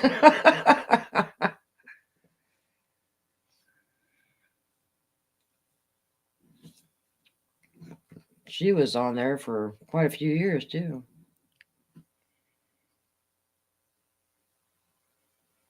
Yeah, I like that. That's going to be a good show, Eric. So everybody tune in. So you got a different channel. All right, somebody find a hair metal revolution and put the link in. That's his music channel, his alternate channel that he created. Eric created. So I'm already subscribed to it, I believe.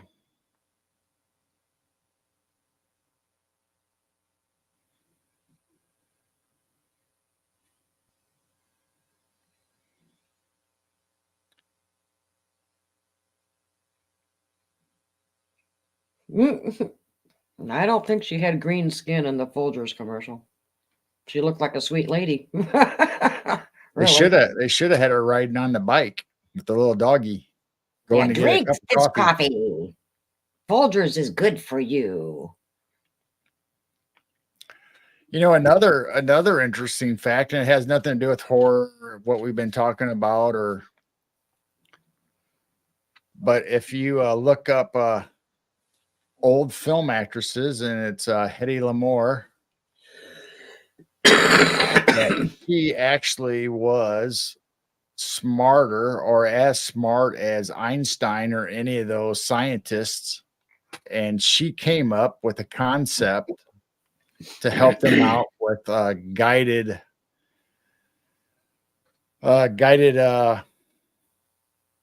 torpedoes and underwater radar for the ships to track stuff. And she was actually the one that came up with the blueprint and design for the premise of Wi-Fi and Bluetooth.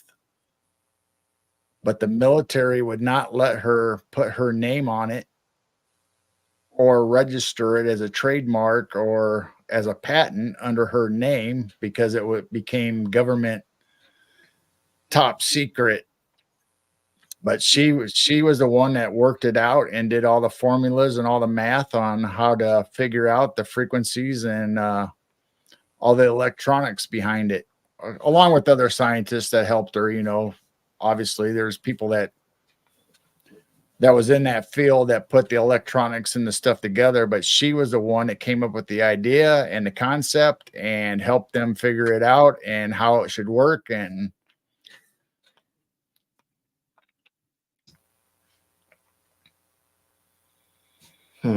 so there you go. And another one, if you want to look it up, Marilyn Monroe. She played a ditzy blonde and, a sex symbol in the movies, but actually she was another genius that behind the scenes had lots of theories on life and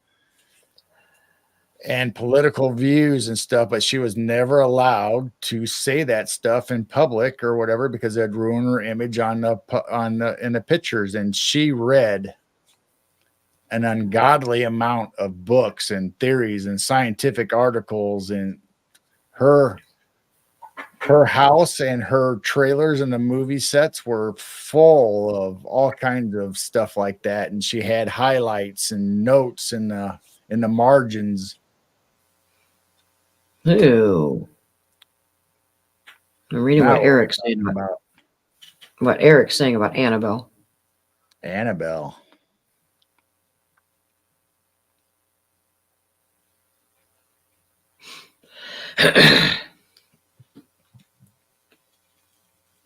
Oh, wow.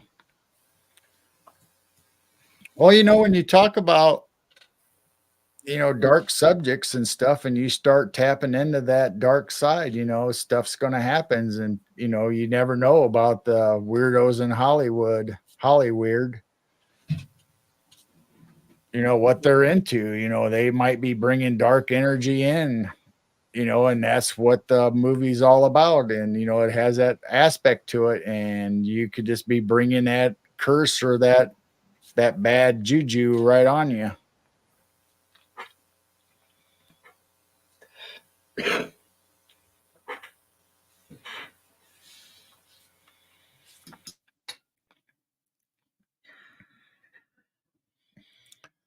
Yeah, so there's lots of female people that they played these roles, and that's how you think their personality or that's what they're really like, and they weren't. I mean, just like we talked about Hedy Lamarr and Marilyn Monroe, both geniuses, but weren't allowed to come forward and be known or in the public for how smart they were and what they accomplished.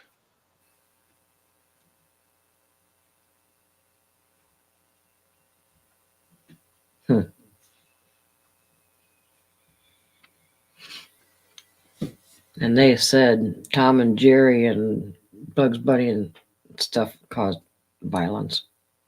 I mean, there's a lot of that in Hollywood where the actors, I mean, even the males and the females both had degrees and highly educated, but yet they were playing these roles because they can make a good living. And, that's what they wanted to do. That was their real interest in life, even though they had these book smarts and, a lot of them had great everyday people experiences, and so they weren't just book smart. They actually had the full package. They had common sense, they had book smarts, they had it all going, and they were also movie actors. But once they got into those roles, they were not allowed to break out of that character when they were out in public, even though, like I said, Marilyn Monroe in her private life read and medical and science books and theories and papers and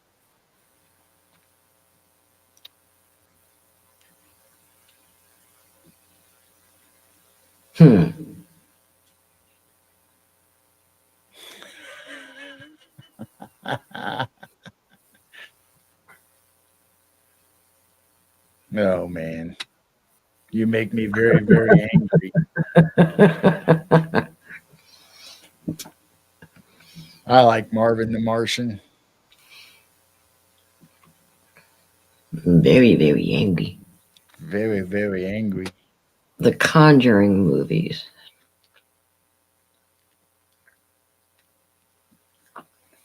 Wow. You know, there was a lot of stuff happening with the Exorcist movie. There was a lot of omens and bad. I mean, that was one of the name of the movies, but the omens. But there was a lot of that stuff happening in that movie. Like I said, if you bring that dark side in, I mean, you might experience Yeah. I in mean, your real they're life. kind of manifesting it. You don't have to I mean, play the. look what happened to Jim Carrey. Jim Carrey, the comedian, you know, the great actor, and he was funny as all get out. And well, as soon as he did that Andy Kaufman, Man on the Moon, that character of Andy Kaufman seemed to possess him. He could not break out of that character. He was in it 24/7, even when he was offset, even when he was out eating in public, even when he was at home with people in private. He could not get out of that Andy Kaufman. He was so deep into that character that became part of his personality. And that's kind of why people say he is the way he is today, how he kind of Hmm. acts crazy, kind of has theories like that because it altered him some way, and it all stemmed from that movie. Well, if you think about it, what's the difference of doing a seance, playing the Ouija board, doing a paranormal investigation, and manifesting the stuff in, but Hollywood, they're acting it out and doing all that. That's probably manifesting everything worse. If you think about it. I remember on Art Bell talking about the Exorcist movie and the boy, and they actually had an Hmm. interview of the real boy. Oh wow. And that was interesting. That was a creepy show talking about the Exorcist that night. I think it might have been a two-part show, but they definitely that's back when Art was doing 4 or 5 hours through the night. And that was he had him on there, and he was actually on the radio talking to Art, and they discussed the Exorcist and what really happened and what was going on. And Yeah, Joker and Heath Ledger. that's another one. Heath Mhm. Ledger got possessed by the character of the Joker. He was another one that dived so deep into that, portraying that character, that he had a hard time getting out of it. And I don't know if he ever got out of it. I think he died.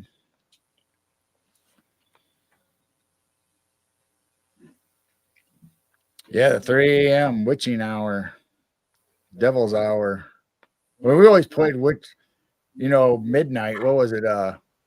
12 o'clock, witches come out. That was another kid's game. You played it dark, like hide and seek. Mm. What was it? Something about midnight and witches come out. It was almost like a nursery rhyme or a rhyme that you'd play, and you'd have to count, keep your eyes closed, and everybody else went and hid in the dark.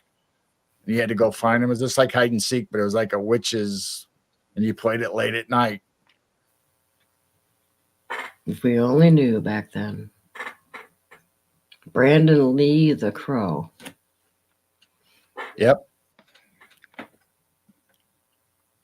It's sad. Hollywood is sad, man. It's like it takes over your whole life, and they control you, and then you get into these characters that these actors are so into their character role playing, and it becomes part of their personality, and they have a hard time separating that.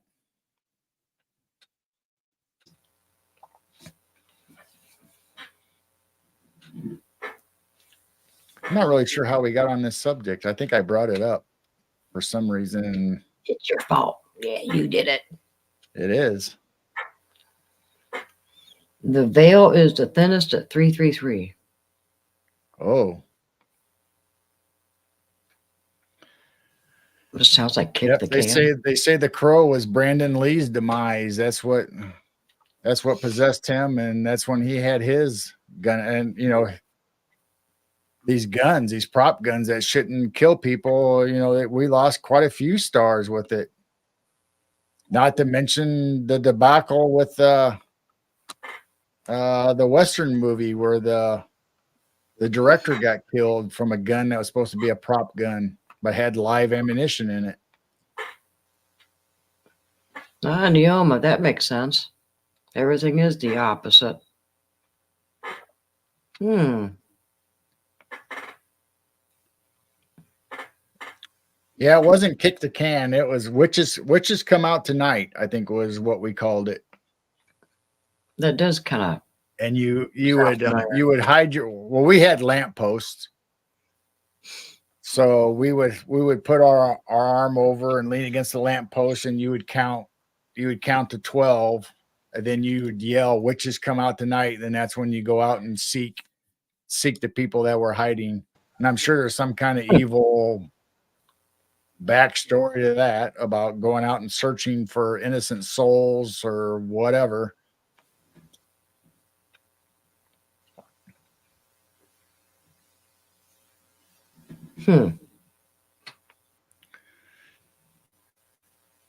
Yeah, there was also the days of darkness and the earthquake during the time of Jesus' death.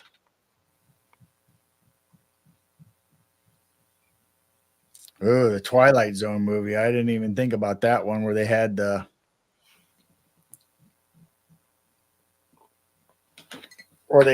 children there working outside of hours that they were legally supposed to be working, and they did the helicopter scene at night, and it was supposed to crash. Well, the live rotor actually decapitated the main actor and the two children. Yeah, the 27 Club. The 27 Club. There is a lot of them. We talked about that not too long ago. Was it just me and you, or was it somebody else that we talked about? I think it was I think we were talking to someone else. Yeah, there's a lot of them when they turn 27 that something happens to them. We got to be careful. I know we brought up Jim Morrison and Janis Joplin and people like that. Yeah, that's weird. I mean, is that coincidence? I mean, come on. All these musicians or entertainment people dying at age 27. I mean, it could be the lifestyle, it could be the drugs, it could be whatever. I mean, you have John Belushi. Jim's still alive, by the way. As far as I know, Jim's still alive. It was John. But speaking of Vic Morrow and the helicopter, 2 houses down from where I grew up lived a family, and their last name was Childs. Oh, yeah.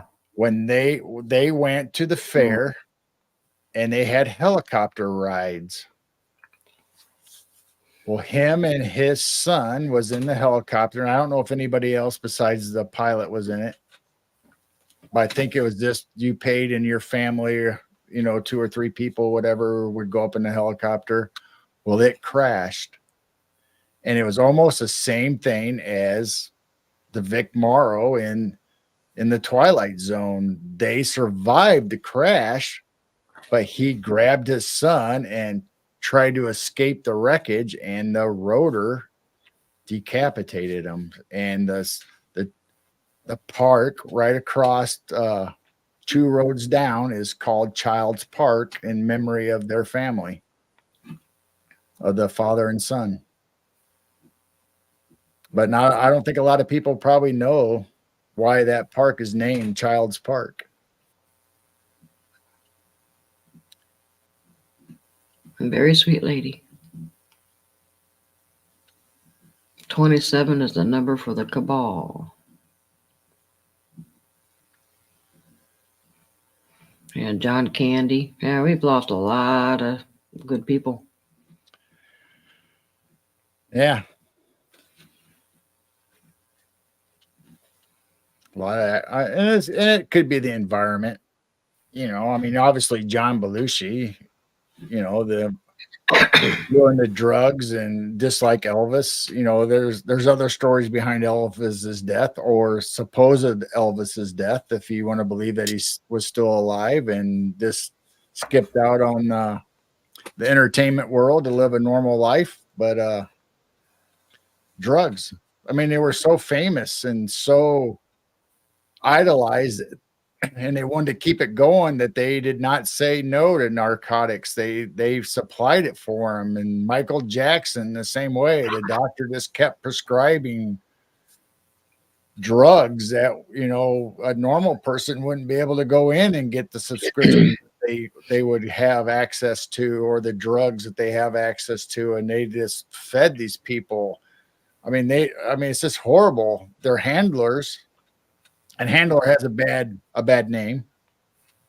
But the people that took care of them, actually was supposed to protect them, is the one that actually came to their demise by just letting them indulge in anything and everything they wanted, and made sure that they had it whenever they wanted it and needed it.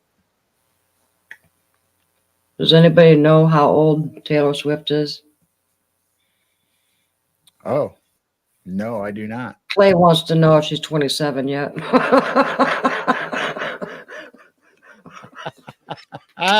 That's horrible. That's horrible. I know we talked about that. We talked about that when we were talking about AI music and Taylor Swift sounding the same and grinding on your ears after you listen to enough of her songs.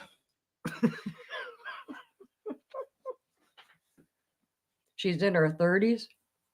She's that old already.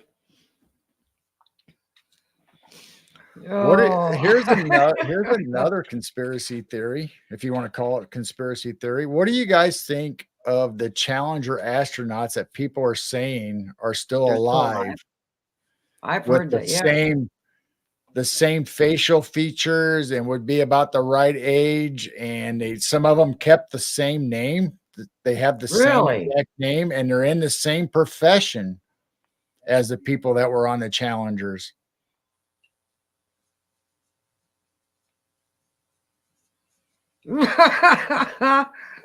Wait, you think Molly Hatchet is a good band, but you can't stand Taylor? That makes absolutely no sense. Now, I was not the one that said I couldn't stand Taylor, even though I don't really listen to her music. Clay Conspiracy Music has a problem with Taylor Swift. So that's how it came up.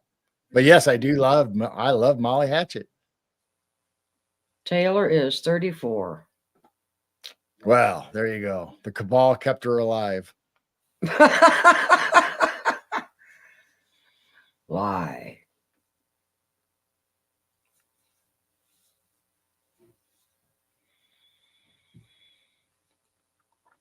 So I'm assuming he's talking about the astronauts. I've heard that theory that one of them had twins. That they have twins. Oh, that's a new one.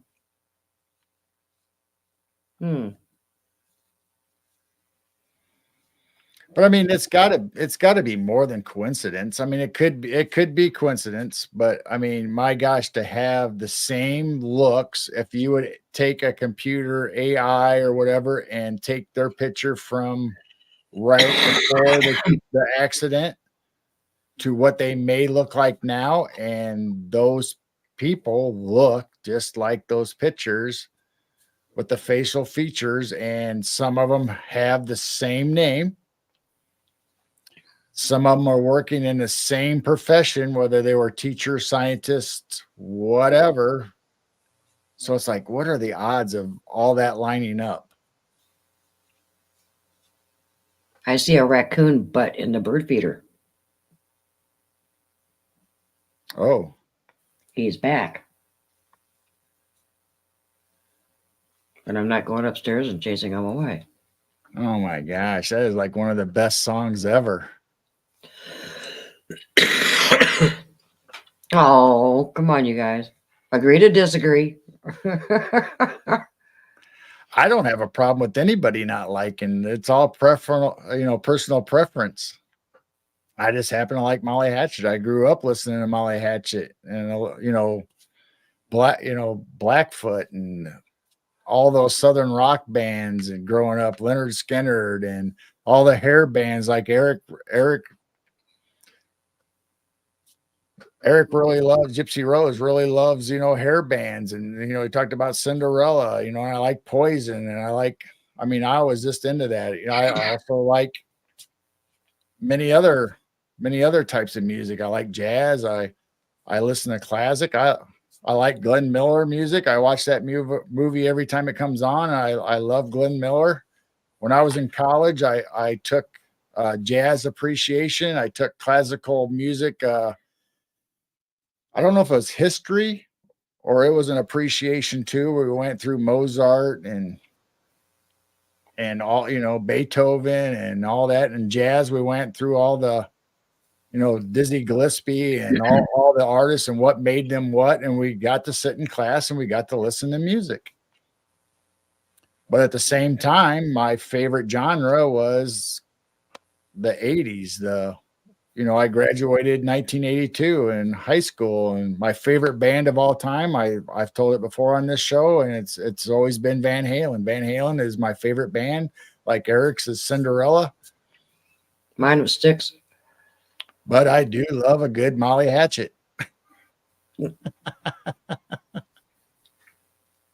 My favorite was Styx. They were my favorite. Styx. See, I like Styx. And we talked about that too. We brought up Styx and all the songs that have a UFO or abduction in the lyrics, or that's what the inference is. And some of them have the actual words that lead you that way. But there's just so many songs that we talked about, these bands that were popular and current. And, some of them were old, but a lot of them were in the mainstream that actually were talking about aliens and UFOs and abductions. We never did go through that whole list. You had more songs. We should go on Eric's show or have Eric come on our show and we'll go through the list and talk about them. That'd be a good subject if you're still out there, Eric. Do you know where that piece of paper is because we never did go through all the songs, because there's tons of them out there about UFOs. I didn't even write all of them down. I just wrote down some of the ones that I recognize and I thought everybody else would recognize, but there was a list. After I started digging down this rabbit hole, I could not believe. And that's what brought it up. The very first one was Van Halen. I was cruising through YouTube and looking stuff up, and all of a sudden I saw this live performance of Eddie and Sammy at a benefit for kids, I believe it was. And they sang and played one of my favorite songs. And I thought it was just a ballad, nice love song. That's how the lyrics lead you to believe. But they even said it at the beginning of the song about an abduction and a UFO incident. And it's like, are you kidding me? Then I started paying attention to the lyrics and it all made sense. They had the words right in there. And I thought it was like a guy and a girl in love with each other and being separated. But no, it was about an abduction. Well, Neoma, how about the group Yes? That was another one of my favorites. Do you like Yes? I was in the keyboard and guitar in high school. A lot of those, like Styx and Yes, they just had so much keyboard and all that different, cool, unique sounds to them. Yeah, 99 Left Balloons. I remember that song. I mean, look at all the album covers. I mean, you're talking. Somebody mentioned Boston. About, ELO. I mean, let's talk about Boston. Boston, the guitars are spaceships. Yeah, because that's what Blazer said up here. Upside down guitar. Jefferson Airplane went to Jefferson Starship, and they had UFOs or starships on their album covers. I mean, it was in there all the time. Roundabout. Oh, Roundabout. Sovereign Cosmic Wild Man. How you doing? Well, welcome in, Sovereign. Neil, I think I've got every single cassette tape anyway of Yes. Oh, she likes Roundabout, but she likes Yes. Yes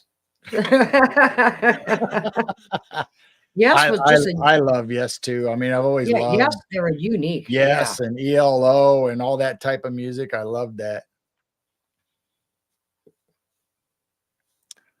Love Comes Walking In, Van Halen. That is correct. That is the song I'm talking about. I thought that was just a romantic guy and girl love story, but no, it's about an alien Yeah, that's the abduction. UFO one, right?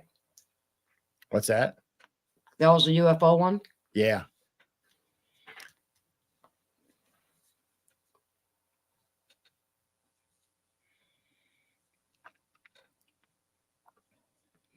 I tell you what, my favorite performance of Jeff Lynne, and it's not actually even Jeff Lynne, but he was on stage and it was all the guys that were that did the performance for George Harrison, and they played While My Guitar Gently Weeps.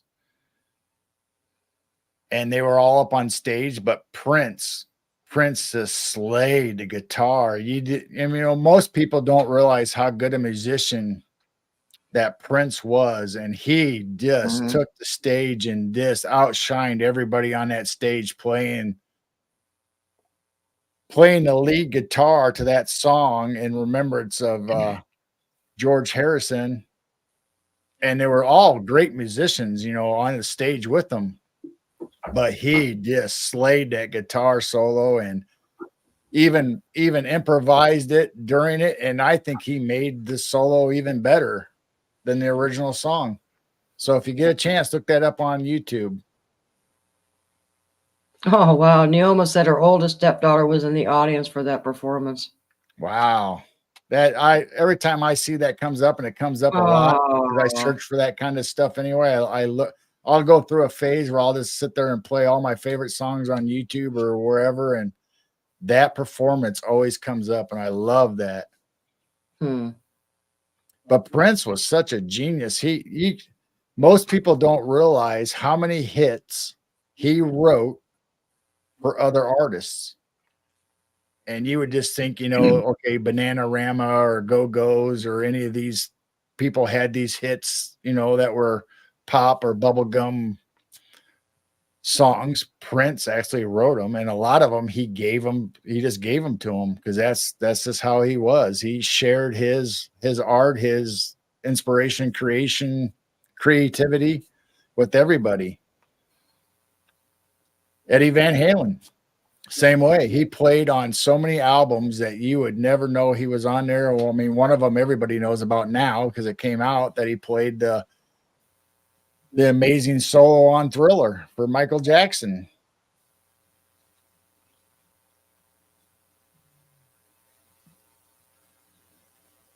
The Bangles, yes. Manic Monday. Oh yeah, you like the Bangles, but hate Molly Hatchet. Come on. Now Freaky's running away. He's running away. Where's he going? I don't know. He's probably running to bed. Good night, Freaky. Why? Thank you for stopping by. Because we said the Bangles? Because we said Molly Hatchet? I don't know. What scared him? I don't know. Something scared him, got him all freaky. Good night, Freaky. Wow, this took quite a turn from this normal chat to 13-month lunar cycle to elderberry syrup, dark, health remedies, to dark nursery rhymes, to alternate theories on movies, and now alien abductions and songs and great performances and bands we love, bands we might not love so much.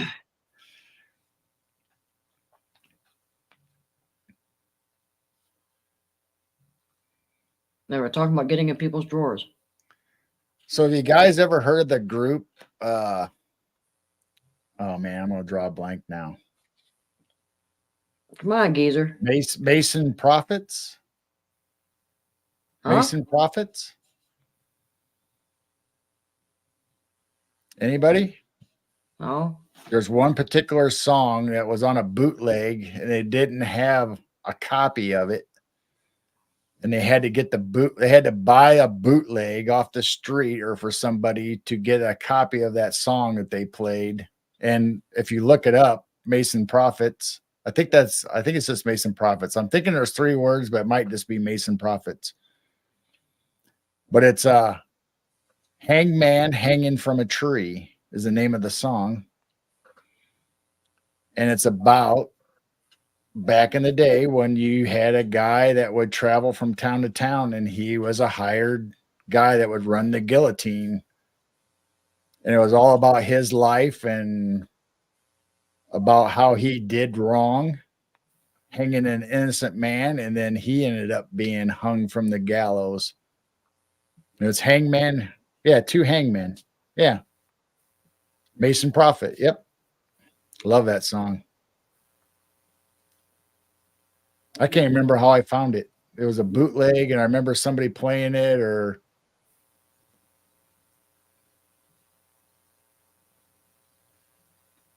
everybody's heard of it. Awesome.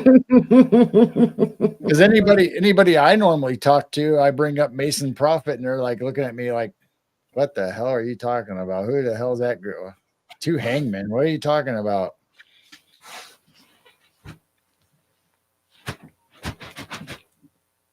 Hey.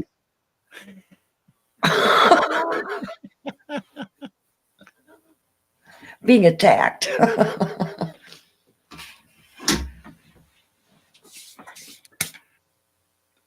Ugh. There's all kinds of stories like that, though, whether it's any entertainment, movies, plays, Broadway. There's a lot of creepy stuff that happens on Broadway that you don't know about. These plays that are being made. Oh my gosh, the stories behind them.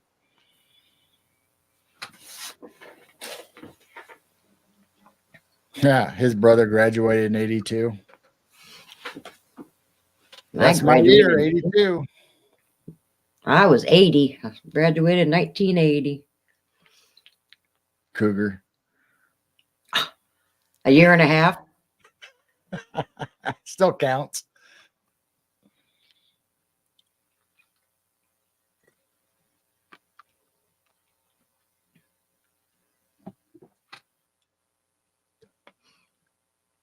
Oh yeah. Yep, we've talked about that, haven't we, Neoma? About the groups that your husband likes. Blazer graduated in 1990.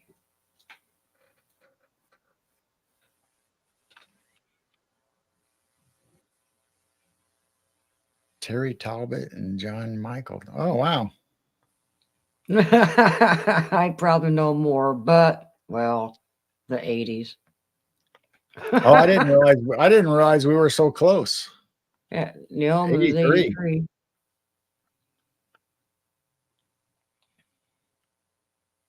$1990. Wow. We won't hold that against you.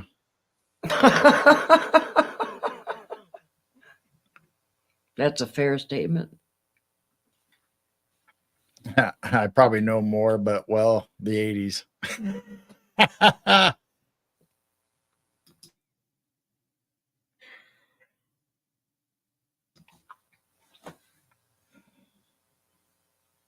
I'll be back. I'm going to head upstairs for a minute. Again? How many breaks do you need? I just had another cup of coffee and it needs to come out. Oh, all right. Change your picture. I don't know what happened. It used to be singing bowls. I don't know where it went. I'll just sit here and talk to myself. Literally.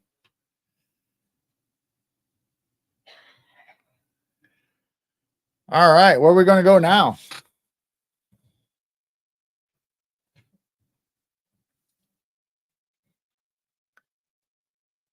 $1977. That's like my sister's year. I'm trying to remember. She used to wear, it looked like a football jersey, and I think it had 77 on it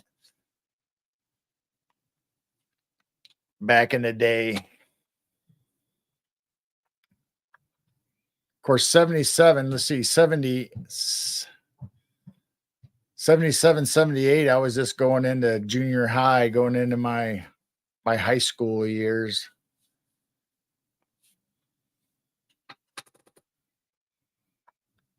'76.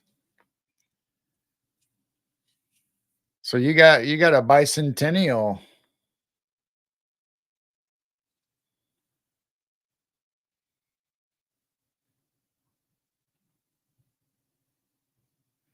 Sister was 77. That's my sister. I'm thinking 77. It might have been 76, but I for some reason I'm thinking that I see her in a it was like a football jersey. It had 77 on it. I don't know if it said class of 77 or just had 77.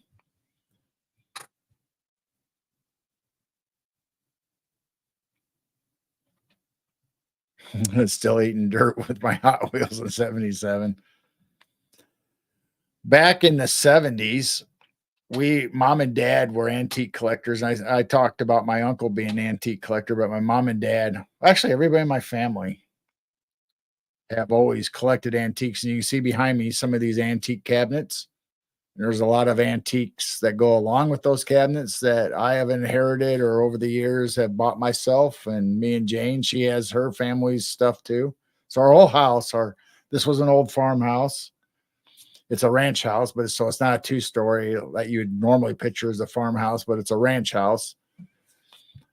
But our upstairs and every room has antique cabinets, dressers, beds, bookcases, clocks on the walls. Like I said, I took up repairing clocks.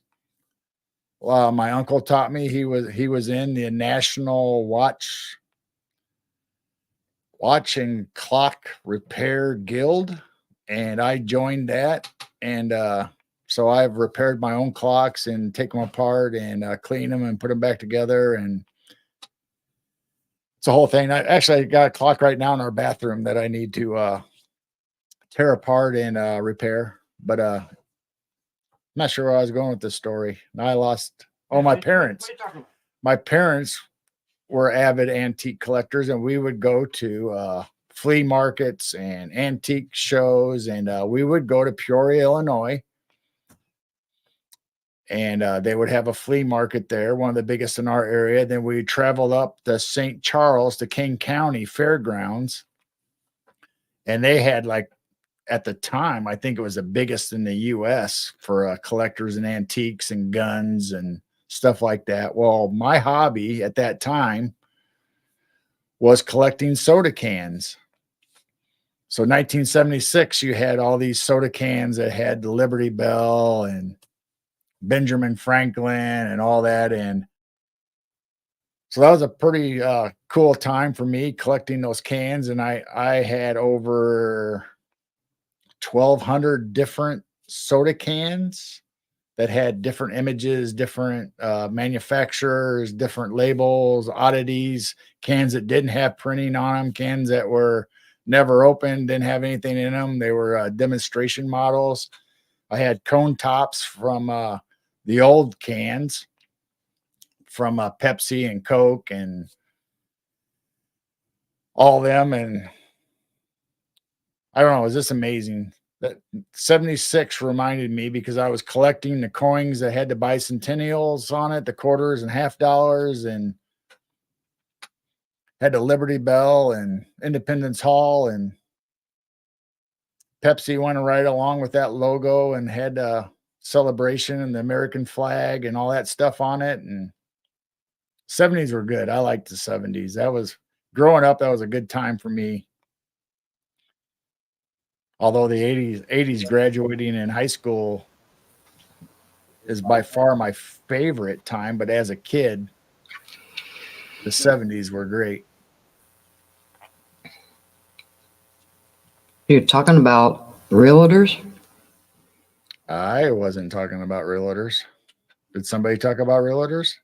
Neoma, I'll talk to you offline to tell you who not to go to. Yeah, she says my husband is in the Quad Cities right now getting his parents' house ready for sale. He could use your expertise to tell him what is valuable. Oh, what is valuable and what isn't. I thought she was talking about realtors. I was going to say, I know a realtor that you better not work with in that area, and I'll talk to you offline. And antiques are awesome. I love antiques. And Jane Gene and Kit and the kids used to tease me all the time because I'd watch the Antique Roadshow, and I actually watched watching the Antique Roadshow, the UK version. Yeah, I see now you're talking about antiques. You already have a realtor. Uh-oh. I hope you don't have the same one that put me through literal hell.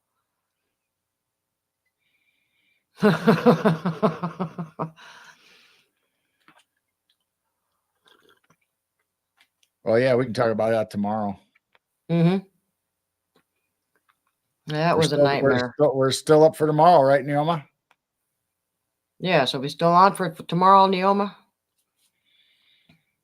The Antique Road shows. Is that show still going? Are they still going place to place? I think so. I mean, I've watched it just the other day. It might have been. I think I was watching reruns though, but yeah, I was going to say I didn't know if they're we don't current. have cable. We don't have cable. We cut the cord. Yes, All right. we Yes, are. we are.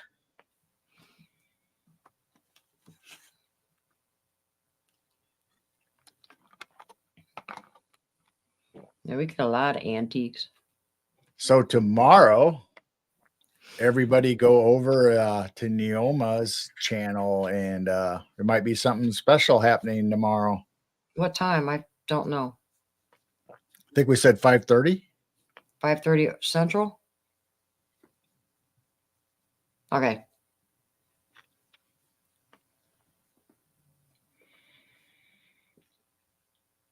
She should be ready by 5:30.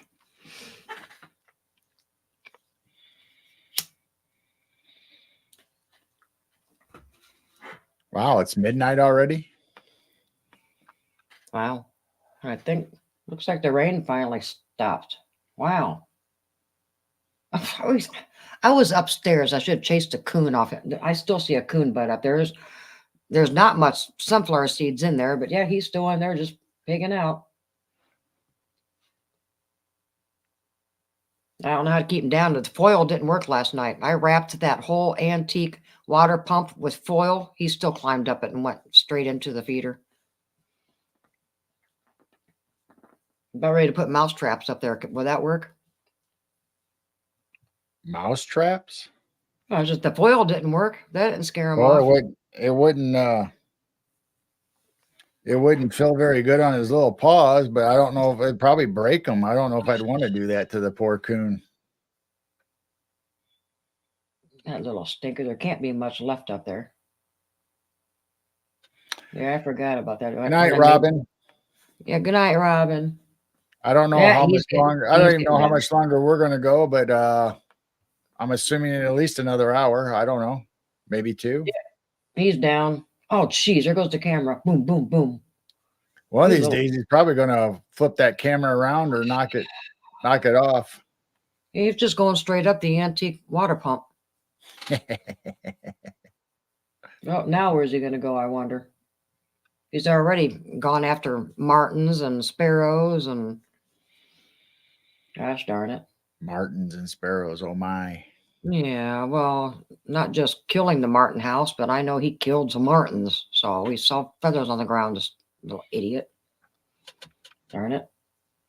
And you can't put a live trap out there. We got like 6 to 8 skunks running around. We'd probably catch a skunk every single night instead of the raccoon. Well, we've done that before. I mean, I took them out across the river and released them. Raccoons. Yeah, but it's not fun skunks. Trapping a skunk. I didn't get sprayed. Wrap it with hot sauce. They don't like hot sauce. That is true. Well, I purposely didn't add feed in it today. But if you put hot sauce, you got to make sure it doesn't get in the bird feed though, because then the birds won't like it and they won't come back to that feeder. There he goes. He's waddling down the path heading towards the second driveway.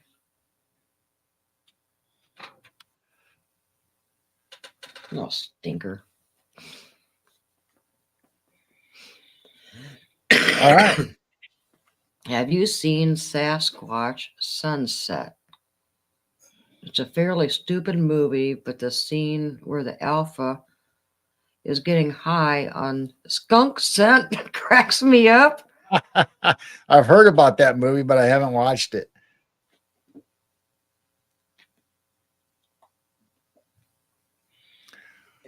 He's gone, little stinker. Well, when we caught that skunk in our live trap, we were trying to catch coons, Mm-hmm. and I tied thread Marshmallows. or fishing line with marshmallows hanging off the back instead of Mhm. my uncles.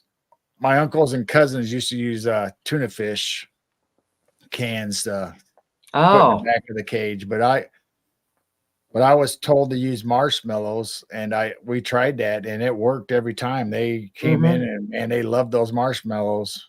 But the only problem was you can't distinguish between what you catch. It could, we got a skunk, we got some coons. If you leave it out during the day, you're probably going to get some bunnies or Cats. Possum.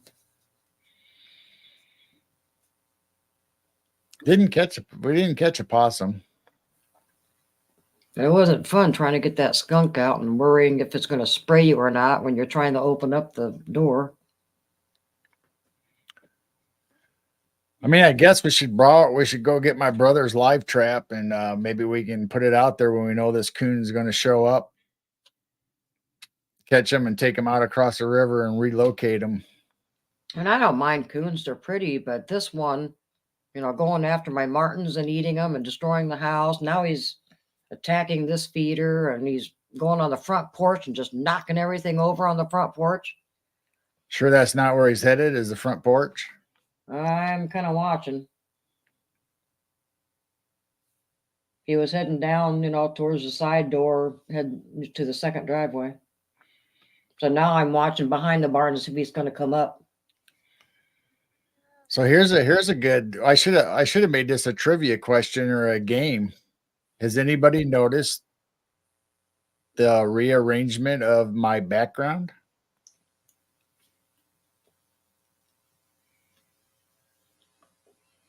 If I didn't notice.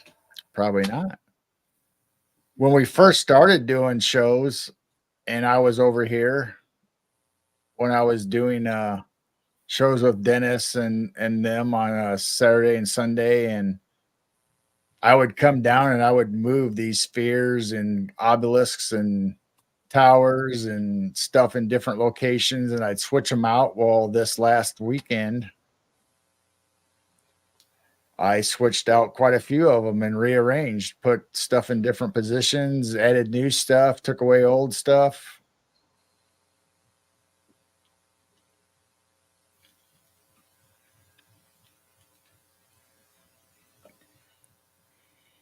Nobody's talking anymore.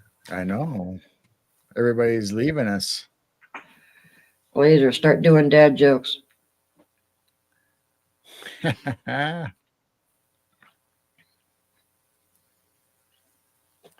Well, it is after midnight. Maybe people are going to bed, or maybe I don't know if anybody else is on at this time late at night. No, I'm sore. But they'll be going, because it's usually after 2:00 when everybody starts heading over to our other chat. Blazer just said, "Oh God." What happened? I'm here. I'm just embarrassed that I didn't notice the difference. Well, I mean, Oh, in his I'm background. not sure how you wouldn't notice this big monstrosity. This thing is huge.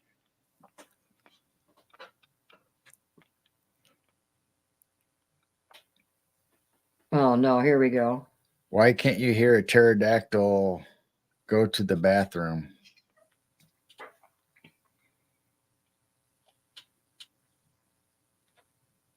I don't know. They're actually asking for it. The P The is P is silent. silent. Ah. The P is silent. You try to P silent. Yeah. Sometimes you try to. You don't want anybody to hear you pee.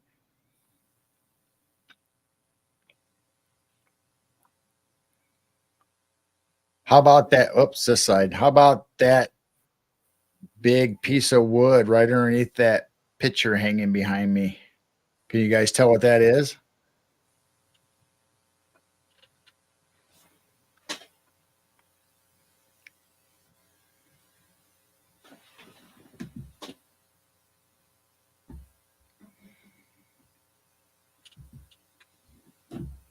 Bueller.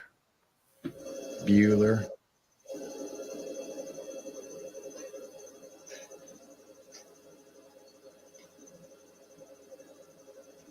Ooh, cypress knee. It actually is. It came out of we have natural springs and bogs down the road from us. And when me and my brother were young, obviously we would go venture. And that was cut off of the root system of that particular tree going out into the bog. And it's a pretty good piece. It's a pretty nice piece. And it looks like a peg leg. And of course, so we sanded it and stained it. Actually, I don't think we stained it. I think we just put the natural You're talking about the driftwood? protectant on it.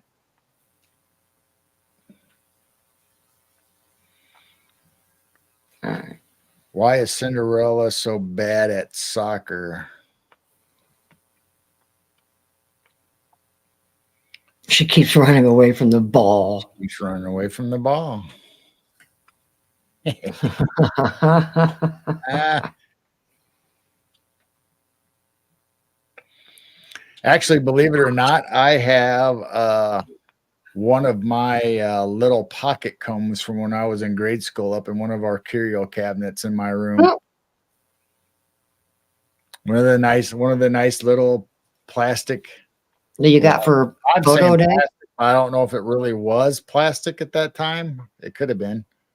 Maybe it's when plastic was coming out. I'm sure. Yeah, they had plastic when I was growing up.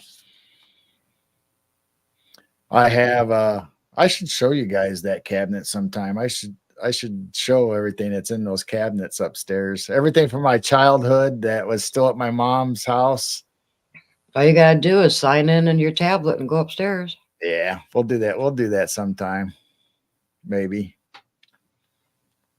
So I have all my super balls and all that stuff in there, and this little toys and little knickknacks and stuff that were special to me during my childhood. I was able to retrieve them, and so I got two cabinets.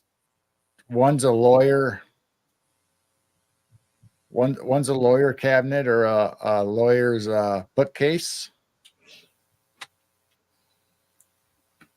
and the other one's just a nice. It used to be like a china hutch that my family had, but I turned it into like a curio cabinet.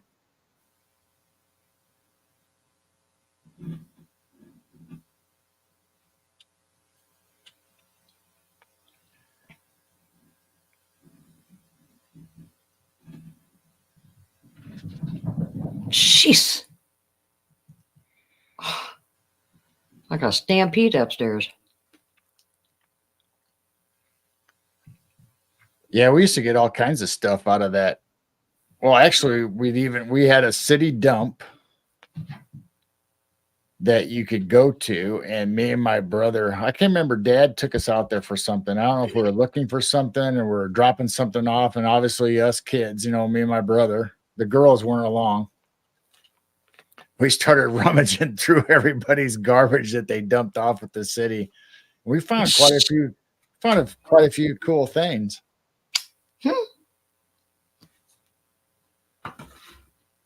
How do you make an egg roll? You push it. What would bears be without bees? Ears. What would bears be without bees? Ears. I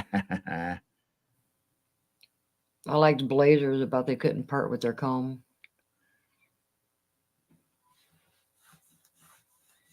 The dump in Canada, you can take whatever you want for $5. Did you hear the one about bread? Never mind, it's stale. Do you hear the one about the umbrella? Never mind, it's over your head. Do you hear the one about the doormat? Never mind, it's beneath you. Come on, Blazer. She's Neoma's. She's killing you. She's killing you. Come on, Blazer.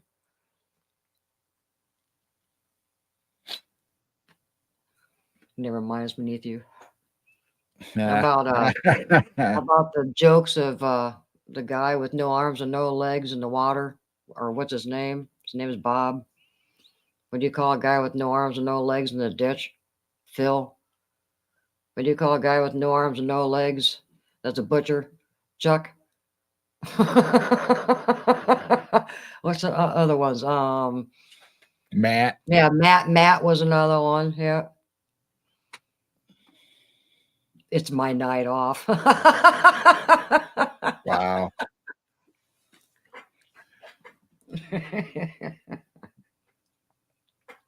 Oh boy. I think a lot of people went to bed on us. Either that or they headed over to SOAR. That could be. I know some people did go over to SOAR. Oh my gosh. 2 guys in your living room, Kurt and Rod. The I'm the backup crew. backup crew.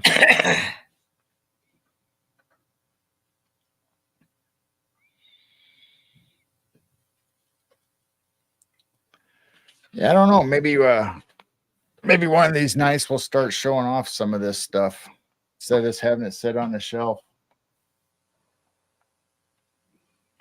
Neoma says she needs to go to bed. She didn't mean to stay up this late. So this is one of our favorite pieces. Labradorite. And if I hold it right, hopefully you can see the colors pop out of it. Ooh, look at that.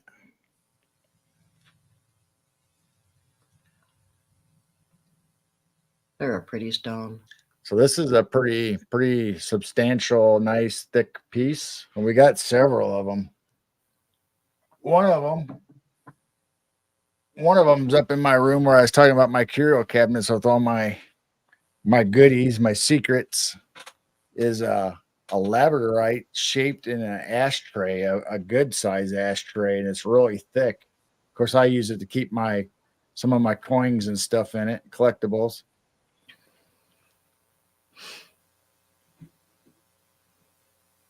I'm not picking that thing up again, not for a while.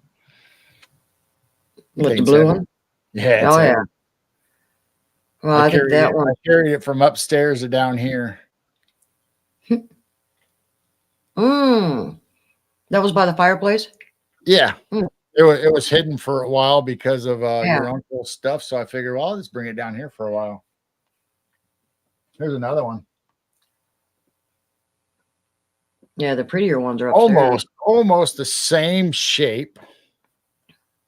But this one really has some nice. I don't know if I'll be able to get it to do it. Oh, there we go. Right. Oh, there. Yeah.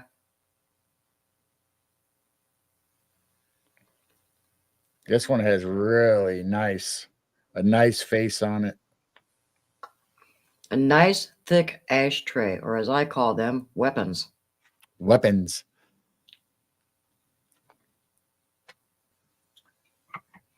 I don't know what happened to them. What? But when I was growing up, all my aunts and uncles and everybody smoked. And they had all those metal, real nice, like almost Art Deco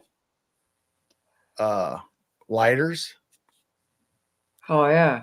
And they would, either the flint would go out on them, or they were tired of messing with them, or the cotton that you push inside it, you put the lighter fluid in, would get old and whatever. So they would just toss them, and I kept them. I think I have some of them up in my cabinets, but I think the majority of them were still over at Mom's house in boxes and stuff. Mm. Then also all the skeleton keys and old keys. My grandma used to collect keys, Grandma Adelson on my mom's side. kept all of her old keys from all the places they lived and cars and stuff. And she gave them to me. It was in a cigar box. And then I started adding to them and added my keys and mom and dad's and my brothers and sisters or whoever, had old keys or whatever. And they just became, like in the junk drawer or whatever. I would I would collect them and add them to the collection. And one day, my sister and her husband lost their key to their car, and they knew I had a key collection, so they asked me to bring my keys over. So I brought the cigar box and another, like a Folgers coffee can full of keys over, and we actually found a car key that started their car out of it. It wasn't their key. It was just one that I had picked up or collected through the years from somebody else's or old cars that we'd had as, mom and dad or whoever. And it just happened to start their car. But since I worked at the automobile plant for 27 years, believe it or not, there was only 16 keys of all the new cars that came. We made 400 cars in an 8-hour shift. So you can imagine that over 27 years. But in all that time, there was only 16 different keys that would fit those ignition switches. Oh, that's creepy. So if you had one key, chances are 1 out of 16 cars you tried that on for that particular brand of car, you would be able to open that door and start it. Oh, wow.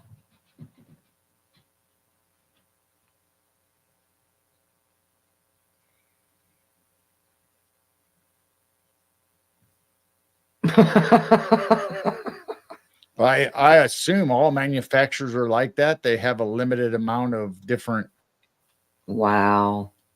key configurations that so if you had, some of them might be 1 in 9, or ours happened to be 16 because we made three different platforms of cars in the same plant, which was like the first, I believe it was the first automobile plant in the US to do that. We made 3 completely different model cars on our line.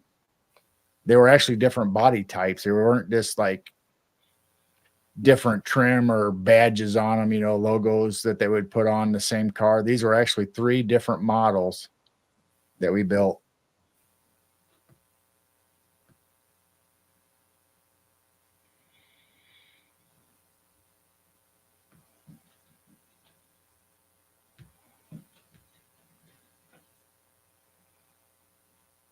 What are you doing? Just checking YouTube real quick to see if there is a car chase, because it just dawned on me, maybe that's why there's so many car chases.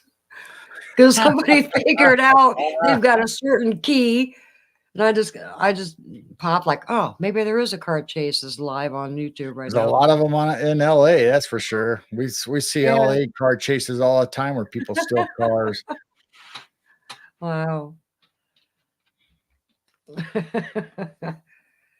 That's crazy. I don't know if I've showed this, have I, before online? Our coffee cup with our logo on it. That is cool. Kind of pops on that black, don't it? Yeah. So we still haven't came up with a merch store yet, but we do have, we have this as a prototype, or our real nice mug. But we have t-shirts that we ordered and had sent to our house just to see what the quality was and how the logo would look on certain colors. And so we have Jane's logo on one style of shirt and Midwest Night Watchers on another. And we're thinking about making up some more with maybe the Night Owl Lounge logo, or I don't know what else. But we just haven't came up with the merch store that we like. Or oh, all right, I'll have to talk to you about that, Clay, because we've been looking. We hear Hmm. different people use different things. Shopify and all this, Yeah. Printify, and Thank you, Clay.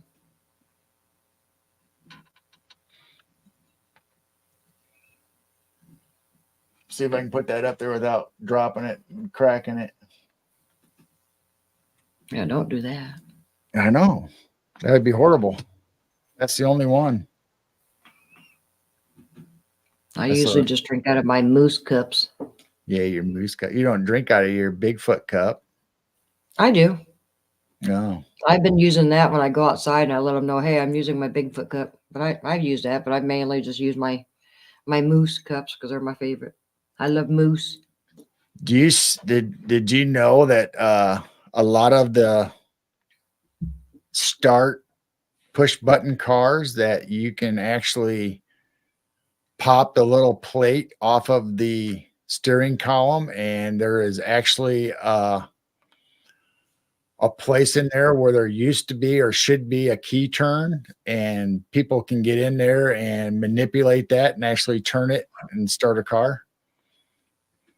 I'm still not used to our, Push button. yeah, I inherited my uncle's car and I'm just not used to this little push start car. I like my 1999 Ford Ranger 5-speed with a crank windows. I don't think we'll ever I get rid of ordered them. a chicken. I ordered a chicken and an egg cup online. I'll let you know which one comes first. See, that's what we're afraid of, Neoma. We hear everybody uses different manufacturers or different merch stores, but some people like them and other people say no, they're horrible. So we really like to find a good one. I mean, I know everybody probably once in a while having issues, but I'd like a reputable company that, people say, no, this is good. They have good quality. They're not horribly expensive. Because I'd like to set up a merch shop, have people just be able to order online, have it shipped straight to them, and be able to pick whatever product, whether it's a coffee cup, a water tumbler, coasters or t-shirts or stickers, or we do have stickers. You haven't given away stickers in I forever. know. So if anybody would like some stickers, or if they like stickers, we've had some made up. Night Owl Lounge.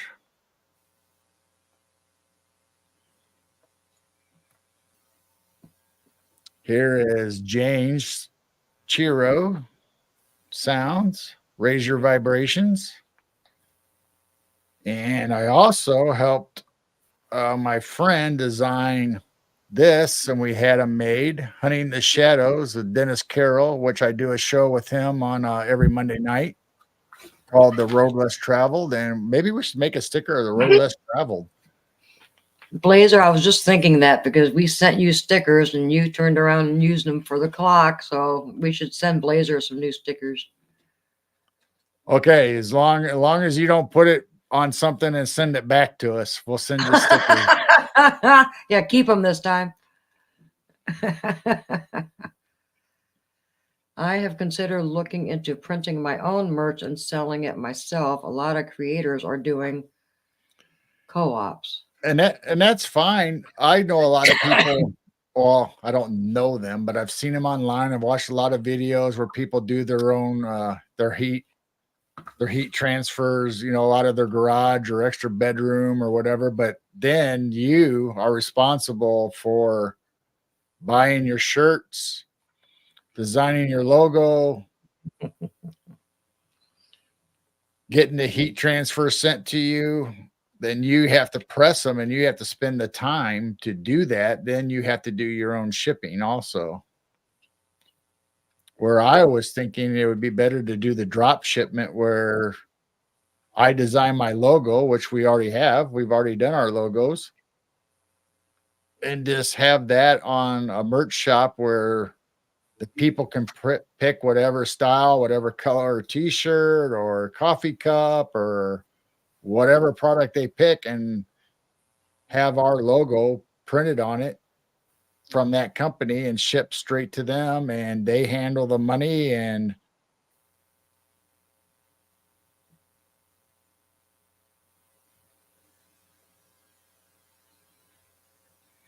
I was just thinking, Naoma, though, that as much time as you spend doing your stories and research, I don't know where you would come up with the time to do your own merch also. I'm not saying you can't. I'm not saying it's not a good idea. Never heard of Redbubble. I'm just assuming that it'll be time consuming. I mean, eventually you'd get good at it and get the process down where it wouldn't take you long to, you know, make the shirts or hats or whatever you choose. And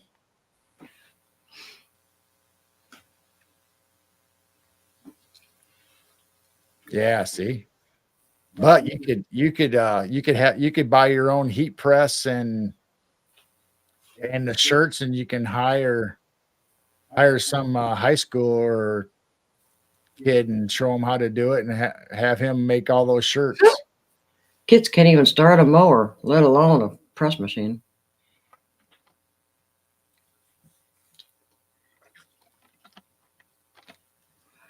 High school kids don't want to work anymore. Well, you could do it yourself. I mean, for a while, and if your merch store takes off, and then you can hire somebody or have some kid come and help you, you know, to help keep up with inventory. I thought about it, but then I came up with the same solution that I don't know if I'd have the time, or it's hard enough producing shows and coming up with content and graphics and lining up guests and doing interviews on other people's shows. I mean, we do that quite a bit also. I don't know how many shows we've been on. I lost track.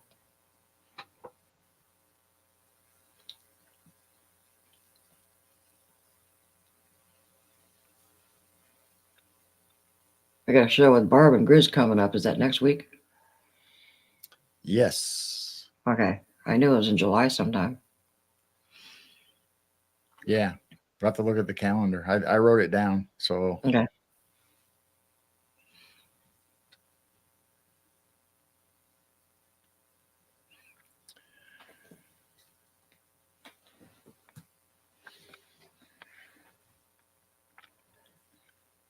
I'm watching this little mouse in the chicken pen going to a log out to get little scratch grain and run back. I keep seeing these little eyeballs going deep, deep, deep, deep, deep.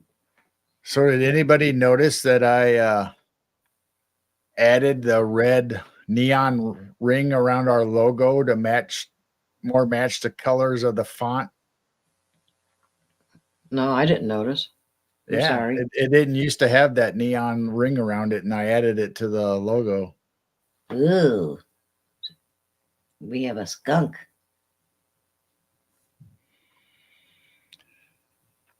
We don't have just skunks. We have baby skunks.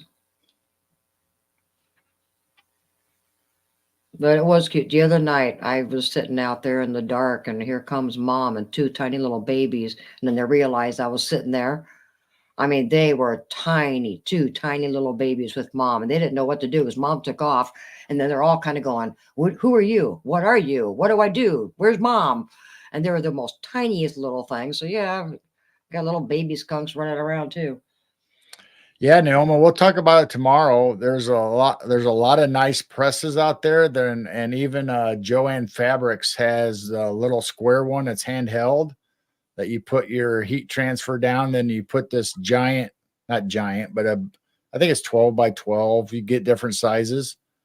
And it's a heat press by hand, almost like an iron. And you set it down there, and you can digitally put the heat and the amount of time. So it's not like one of the machines where you put the shirt on, then the transfer, then you pull down the press like you were pressing clothes. Would it do hats too? This is like a standalone little heat press that you put on top. Hmm.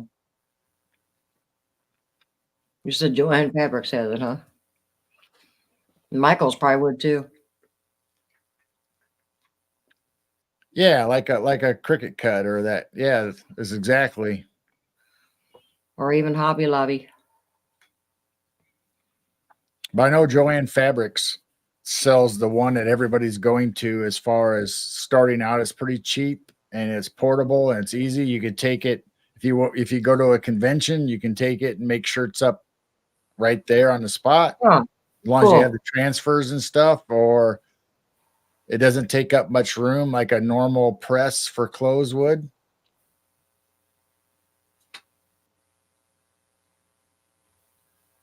And I also saw that people are also printing their own transfers at home using an inkjet printer. They figured it out where the ink, if you have, there's a chemical that you use that you sprinkle over a freshly printed inkjet image on a t-shirt, and it protects it from the washer and dryer and lasts a lot longer. And so you can actually print it on your local printer at your house through inkjet, and you can use your heat transfer to put it on your shirts or whatever you decide to put it on. And they had the printers that are pretty cheap for cups and tumblers, and you can buy a laser edger and do it that way, or you can actually transfer. But where I was originally going with this, that I think they're called DFTs. You can send your logo into the company, and they will print out a DFT, which is like a what's the material? It's like a laminate. I can't think of the word. But anyway, it's on a clear piece of plastic, like for that cup, and it's already printed on there, and you just peel the one side off and you stick it on there, and it's a raised logo or a raised font, whatever. You can have whatever you want on there. Then there's a second layer on the outside that you peel it, and it's permanent. It'll stay on there. You can wash it, do whatever you want with it, use it all the time, and that logo will not come off and will not wear out. And I think they're called DFTs. That's the new thing I've been seeing. So you can have a bunch of stickers, little stickers with your logo or whatever on it, or whatever saying you want or picture, and you can just have a bunch of them sitting there. And as somebody orders a coffee cup or drinking cup or whatever you want to put that logo on, and you can stick it on there yourself, or you can sell the logo sticker to them and they can put it on their favorite drinkware of their choice, whichever way you want to do it. And I think it's DFTs. DFT.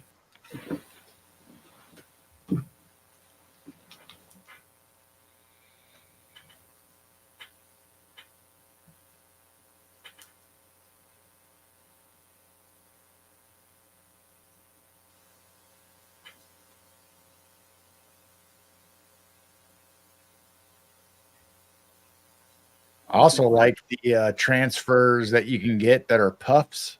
I remember we were talking about the 70s and 60s, and I think maybe even the 50s they had them, where t-shirts were raised letters, puff, embroidered and puffed out. They have heat transfers now that are puffed and guaranteed to stay puffy. Is that the right word? But they're raised letters and they're soft, and they look really cool. They remind me when I was little, and my sisters and them would wear sweatshirts with raised letters on them.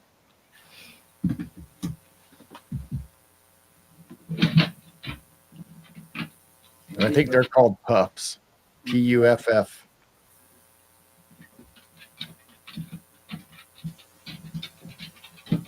What are you doing over there? You're making noise. I'm making noise? Or The dog's walking Maybe around. I'm hearing The the dog. dog's walking around above me. Oh, all right. Maybe it's a dog I'm hearing. Yeah, she must have been in the bed because I heard her jump down and walking down the hallway or something.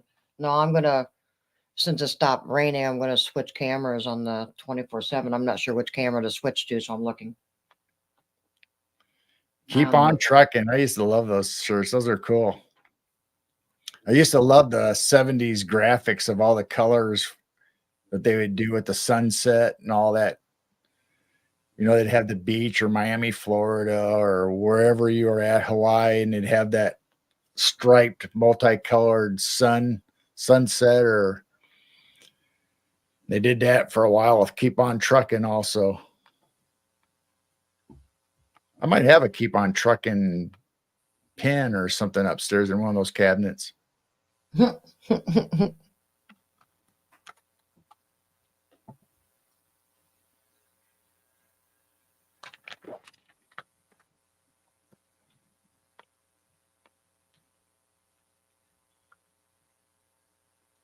Oh man, we've been all over the place tonight as far as reminiscing and stories and theories, and Keep on trucking.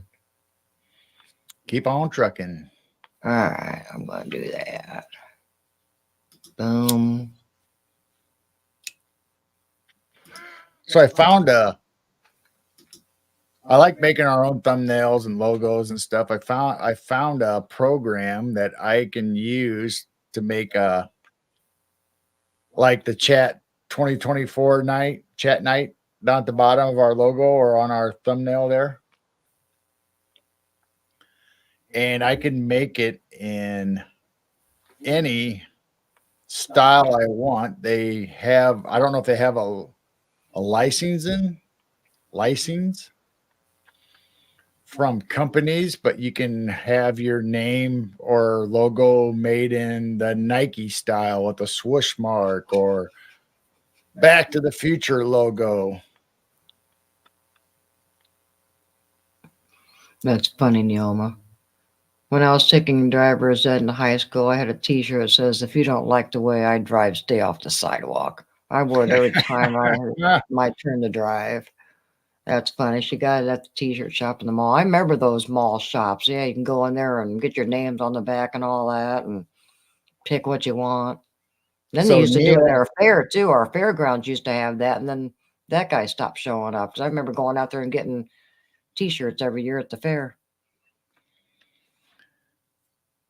yeah, Dude, the fair's next week. Clay makes up some cool stuff using AI. His program he likes.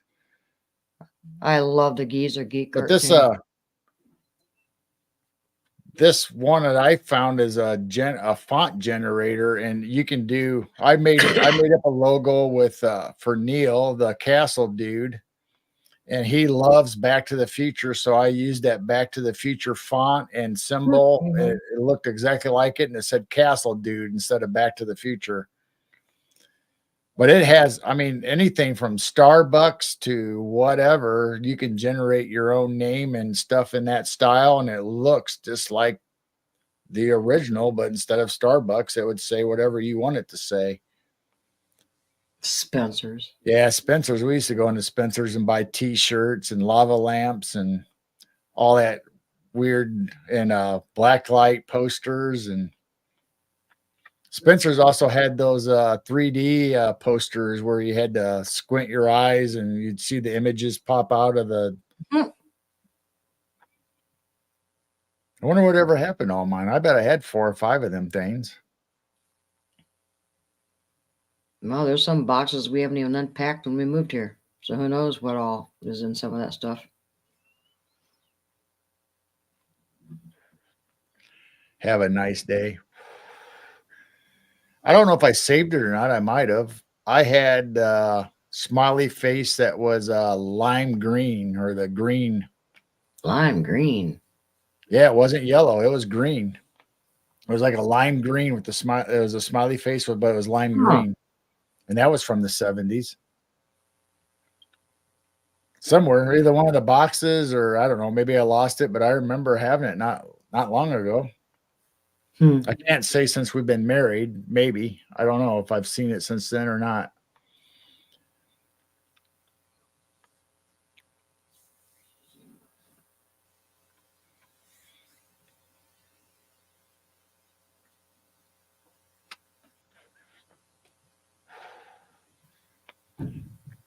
Ew, what's that?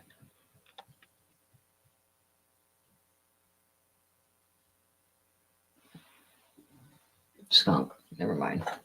Skunk. Another stinky. He just set off the spotlight. Well, it's almost 1 a.m. I think we will stop at 1 a.m. tonight. Yeah, 3 hours. So we have a few minutes before we go. So if anybody has last thoughts or anything they want to say and chat to us or talk about for the next few minutes, let us know. Yeah, do you have any final words? That sounds horrible. Final words. Well, if that's appropriate for some of the subjects we were talking about tonight. Yeah. We were talking about all kinds of things. All kinds of different subjects. I read something the other day, and I wish I remembered what it was. It was about why they would cross your hands in the casket when you passed. There was a reason behind this. It's not covering your heart because your heart's not in the center. There was a reason why they put you in that pose, and I can't remember what it was now, but it wasn't what you think it is. I bet somebody in chat knows. Neoma, it wasn't me. I did some things, but not that. I'm innocent. It wasn't me. What did you do now, Neoma? I know that's a song. It wasn't me. It wasn't me. I did some things, but not that. I'm innocent. It wasn't me. It wasn't me. It wasn't me. That does sound like a good song. My final words. It wasn't me. It wasn't me. I think I'll put on my tombstone. Come closer so I can give you a hug. Yes, I know they changed the mandala they say the heart's in the center now. There should be a Geezer Geek episode up in the next couple days. The professor is working on it. Yeah, I announced that at the beginning of the show. I probably should say it again. We did a session this afternoon of the Geezer Geeks. Clay was there, Conspiracy Music, Jim Goodall, Terrence B from Truth Seekers in Australia, Robert Bauer, the professor, and me, Midwest Night Watchers, Geezer Geeks, we call ourselves. And we did a session today, and we're going to release it Saturday. We usually do Saturday nights live, but this Saturday night we're doing a pre-recorded. We're going to do a premiere,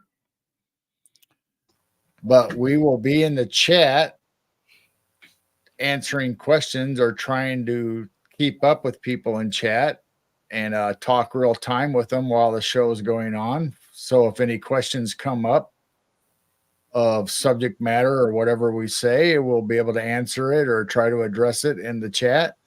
And then after the show, we may pop on live for an hour or whatever and discuss how everybody reacted and what we talked about in that premiere. And then we might actually bring some people from the chat up and discuss it with us and get their thoughts. Okay, that will be fun. And that will be on Robert's channel. That'll be on Robert's channel. And I don't know if we're doing it on all 4 channels. We haven't discussed that yet.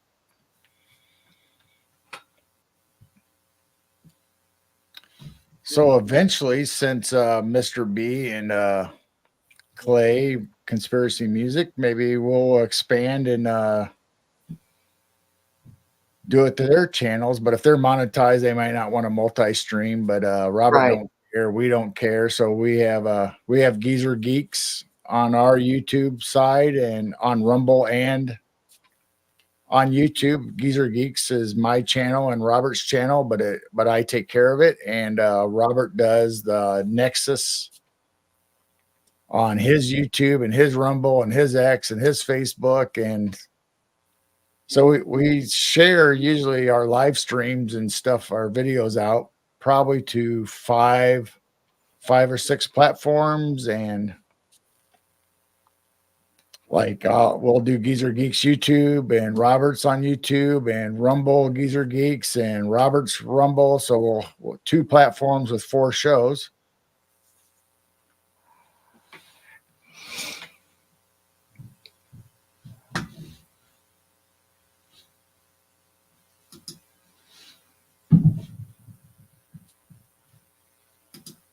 You see that? Yeah, I saw you laughing and I read it, but I was trying to tell the story without Yeah. cracking up.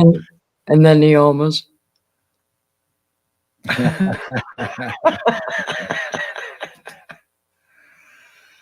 And then Blazer showed this about the crossing of the arms. Yeah, that I know that history there, but the other story I was talking about is dark, kind of like the subject matter we were talking about before, that it doesn't really mean what you think it means, or it might have started off one way, but now they do it for another reason.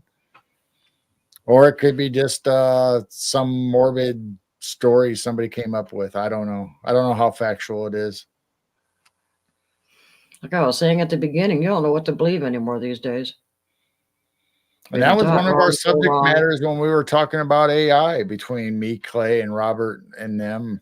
I mean, it's getting to the point where, well, I'll bring up mom. Mom would come over to our house and watch TV. And even then, and that was many years ago when she would come over and, watch TV and commercials would come on and it would be CGI. It would be something that was outrageous and I didn't think nothing of it. I'm just we're so used to watching TV and all this stuff because we kind of grew up with it and watched the development, but mom did not. And she would look at stuff and commercials. She goes, "That's not real, is it? Is that real? Did they really do that?" And I'd have to sit there and actually think about, okay, what part of this commercial or what part of this movie was actually real and what isn't. But she had a hard time distinguishing. Of course, mom was probably 93, 92, I don't know, up to 95 when she was over here watching TV with us. So she had a different perspective or growing up watching TV and shows than we did, where we watched more animated, more graphic, more computer generated shows compared to what she ever watched. So it was hard for her to tell the difference. And then Blazer brought up a good point, the coins over the eyes. Yeah. Did it have to be coins or did they do it to keep the eyelids shut? I mean, what was the purpose of coins? It was a weight to keep the eyelids shut. That was before that the morticians nowadays sew them shut so they can't pop open. Yeah. But it was also for homage or penance to the gods. You gave, whether there were gold coins or coins with symbols on them or whatever, and it was kind of like an offering, but the main reason was so their eyes didn't pop open while they're laying in a casket. During visitation, they pop open and go, "Hi."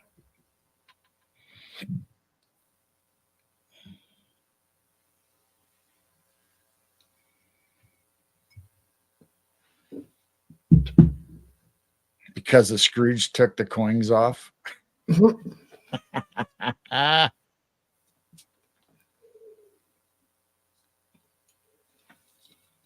I hear it was to pay the ferryman. The ferryman. Greek Yep. mythology. It was to pay the ferryman.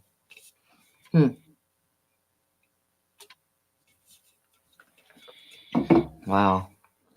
All right. Well, we went over our 3 hours, so I think we'll just go ahead and close this up. And Then we pop up the 9 in chat. oh, well, you know, the longer we go, the more people will probably start coming in because we, like you said, normally the SOR group pops over for a while, and then the UK people start waking up and coming in to our chat. Just about time we're ready to close up because we've already been on for 4 or 5 hours. They start popping in, and it's just like, oh man, I hate to leave and not include them in all this fun we've been having.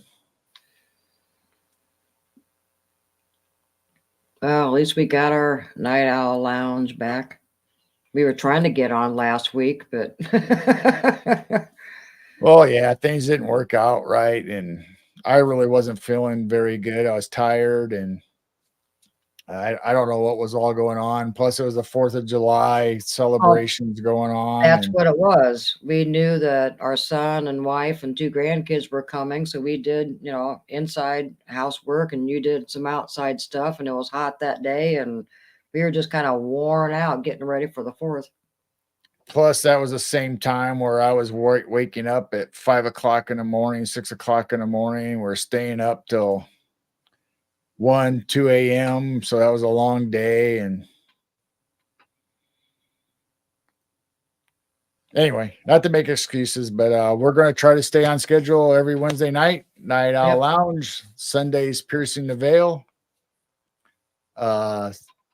Saturdays is our Geezer Geeks night. So, like I said, this week will be a premiere.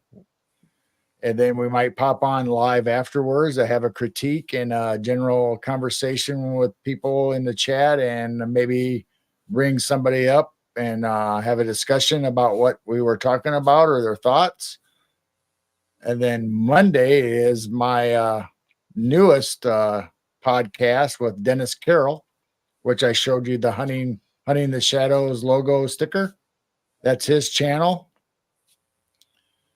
And me and him are doing a podcast every Monday night, 9 p.m. Eastern, on the road less traveled, and it's stories and stuff about myths and legends, folklores, objects, curses, whatever, cryptids, paranormal, the whole gambit about stories that you may have heard, may have not heard, or kind of some of them may be obscure.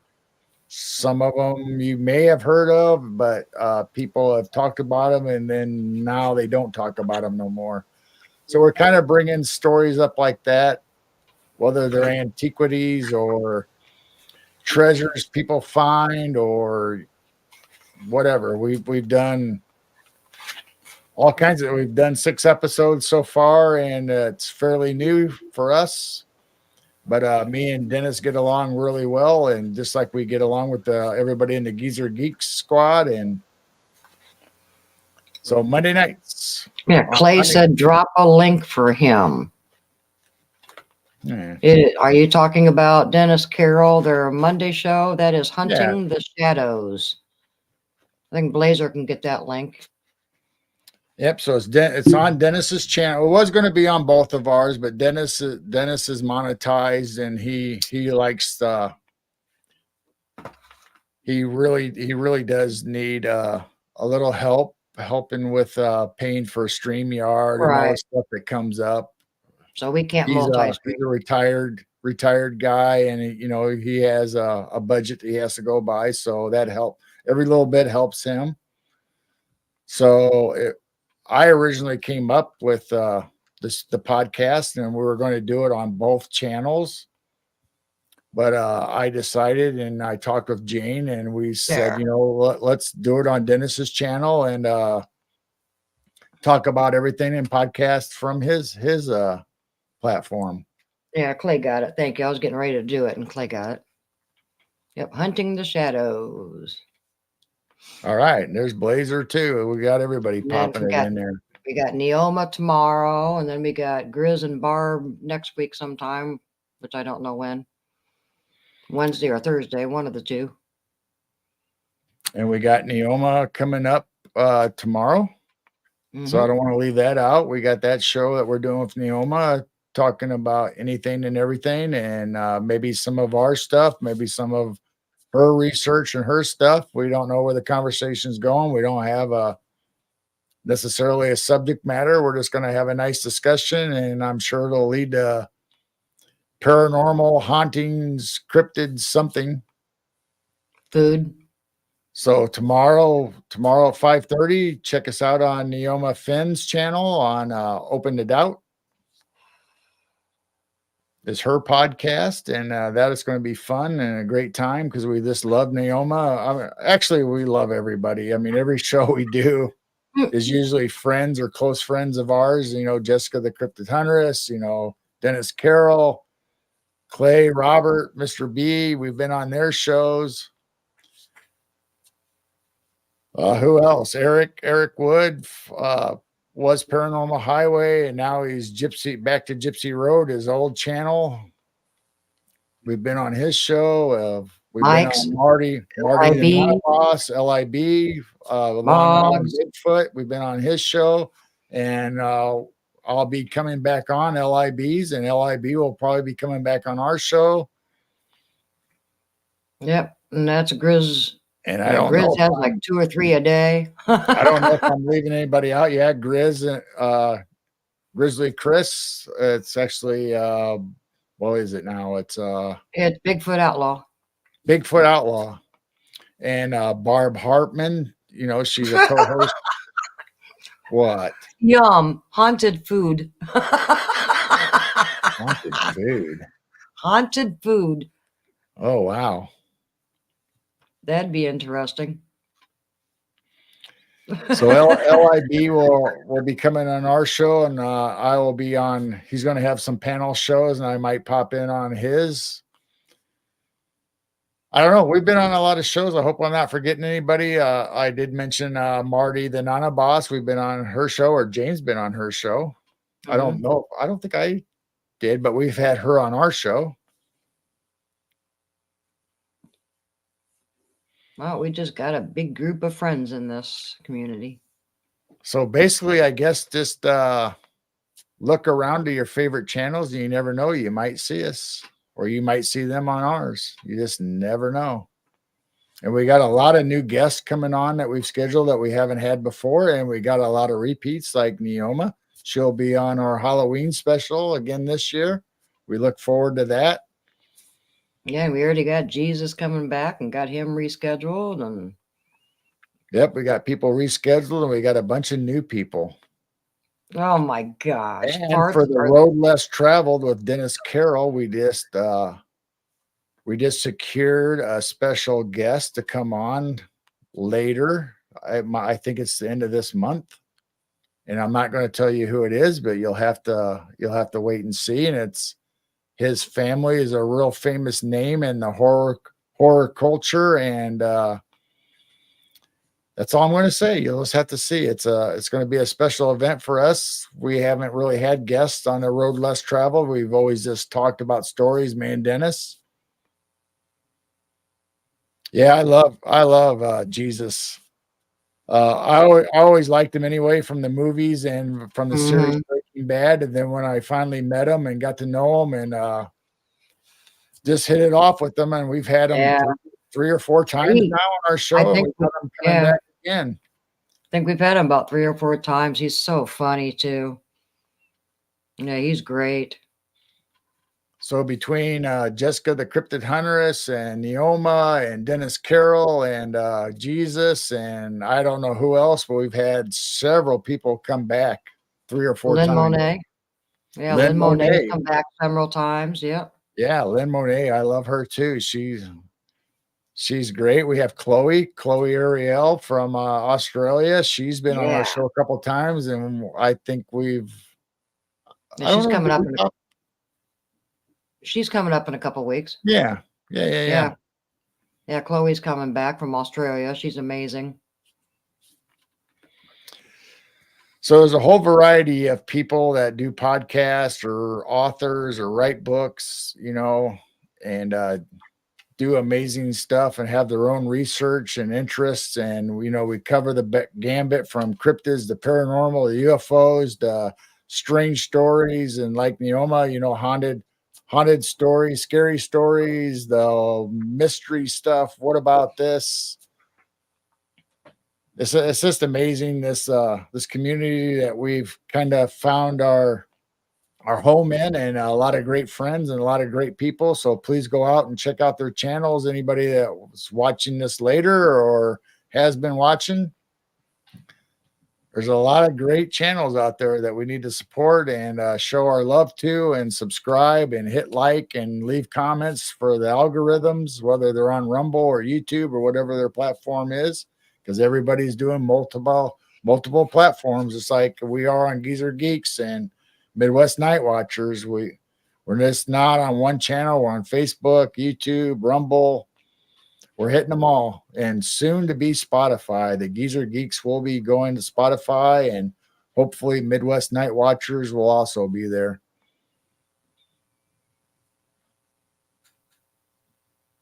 I can't pronounce that.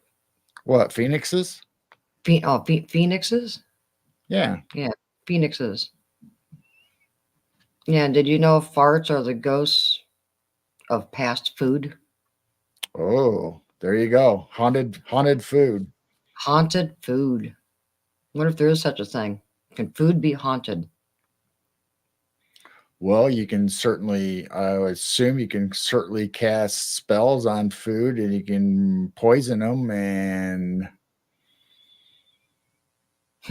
they could be picked out of a sacred area that you're not supposed to. I mean, just like the tree of life.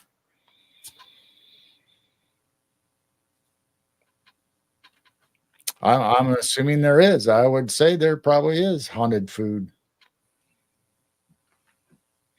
All right. I don't know how we got on that rant. Well, it seemed like we went on quite a while talking about Yeah. shows and different stuff. And so please go over and check out Neoma. That'll be tomorrow, 5:30. So Halloweenies. Halloweenies. Yeah. They're Well, check out Halloweenies. Neoma. Check out Geezer Geeks coming on our channel and Robert's Saturday night. And Sunday will be Piercing the Veil. And we have Shannon from Chicago. We're going to be telling ghost stories specifically of the Midwest and Chicago area. And then Monday is me and Dennis on the Road Less Traveled. And we're going to be talking about Tombstone. Oh, nice. We're going to be talking about Tombstone along with other ghost towns and stories from the Old West. Come on. There it goes. See, I haven't had mine set up yet. I can't do it. Is it going to freeze my camera? No, it's working well tonight. Hey. So anyway, we love you guys. Thank you all for coming. Sorry if anybody's just popping in and listening to us. You have to go back and watch the replay because we went, 4 hours? Well, if they want to continue, all they have to do is just hop over to the 24/7 and they can continue. That's right. 24/7 on our channel, Midwest Night Watchers, is going right now with our outside cameras. And Jane just switched it over to the outside, I think, but it was on the go. But that live chat is going all the time. And a lot of times SOR people will go in there and chat. And people just pop in and out, and you never know who you're going to catch in there. Some people that we've talked about on different platforms, and some of our friends that are here in chat now, they show up and just sit there and watch the cameras. Sometimes we have music on. Other times we just have the natural sounds of whatever the mics are picking up outside. But eventually it's 24/7, and just pop in and stay a while and chat and help build the community. So having said that, again, love you guys. Love everyone. We'll see you somewhere, and hopefully tomorrow night on Neoma's channel. And keep your vibrations high. Love you. Keep looking up. Come on. There they are. Bye, everybody. Bye.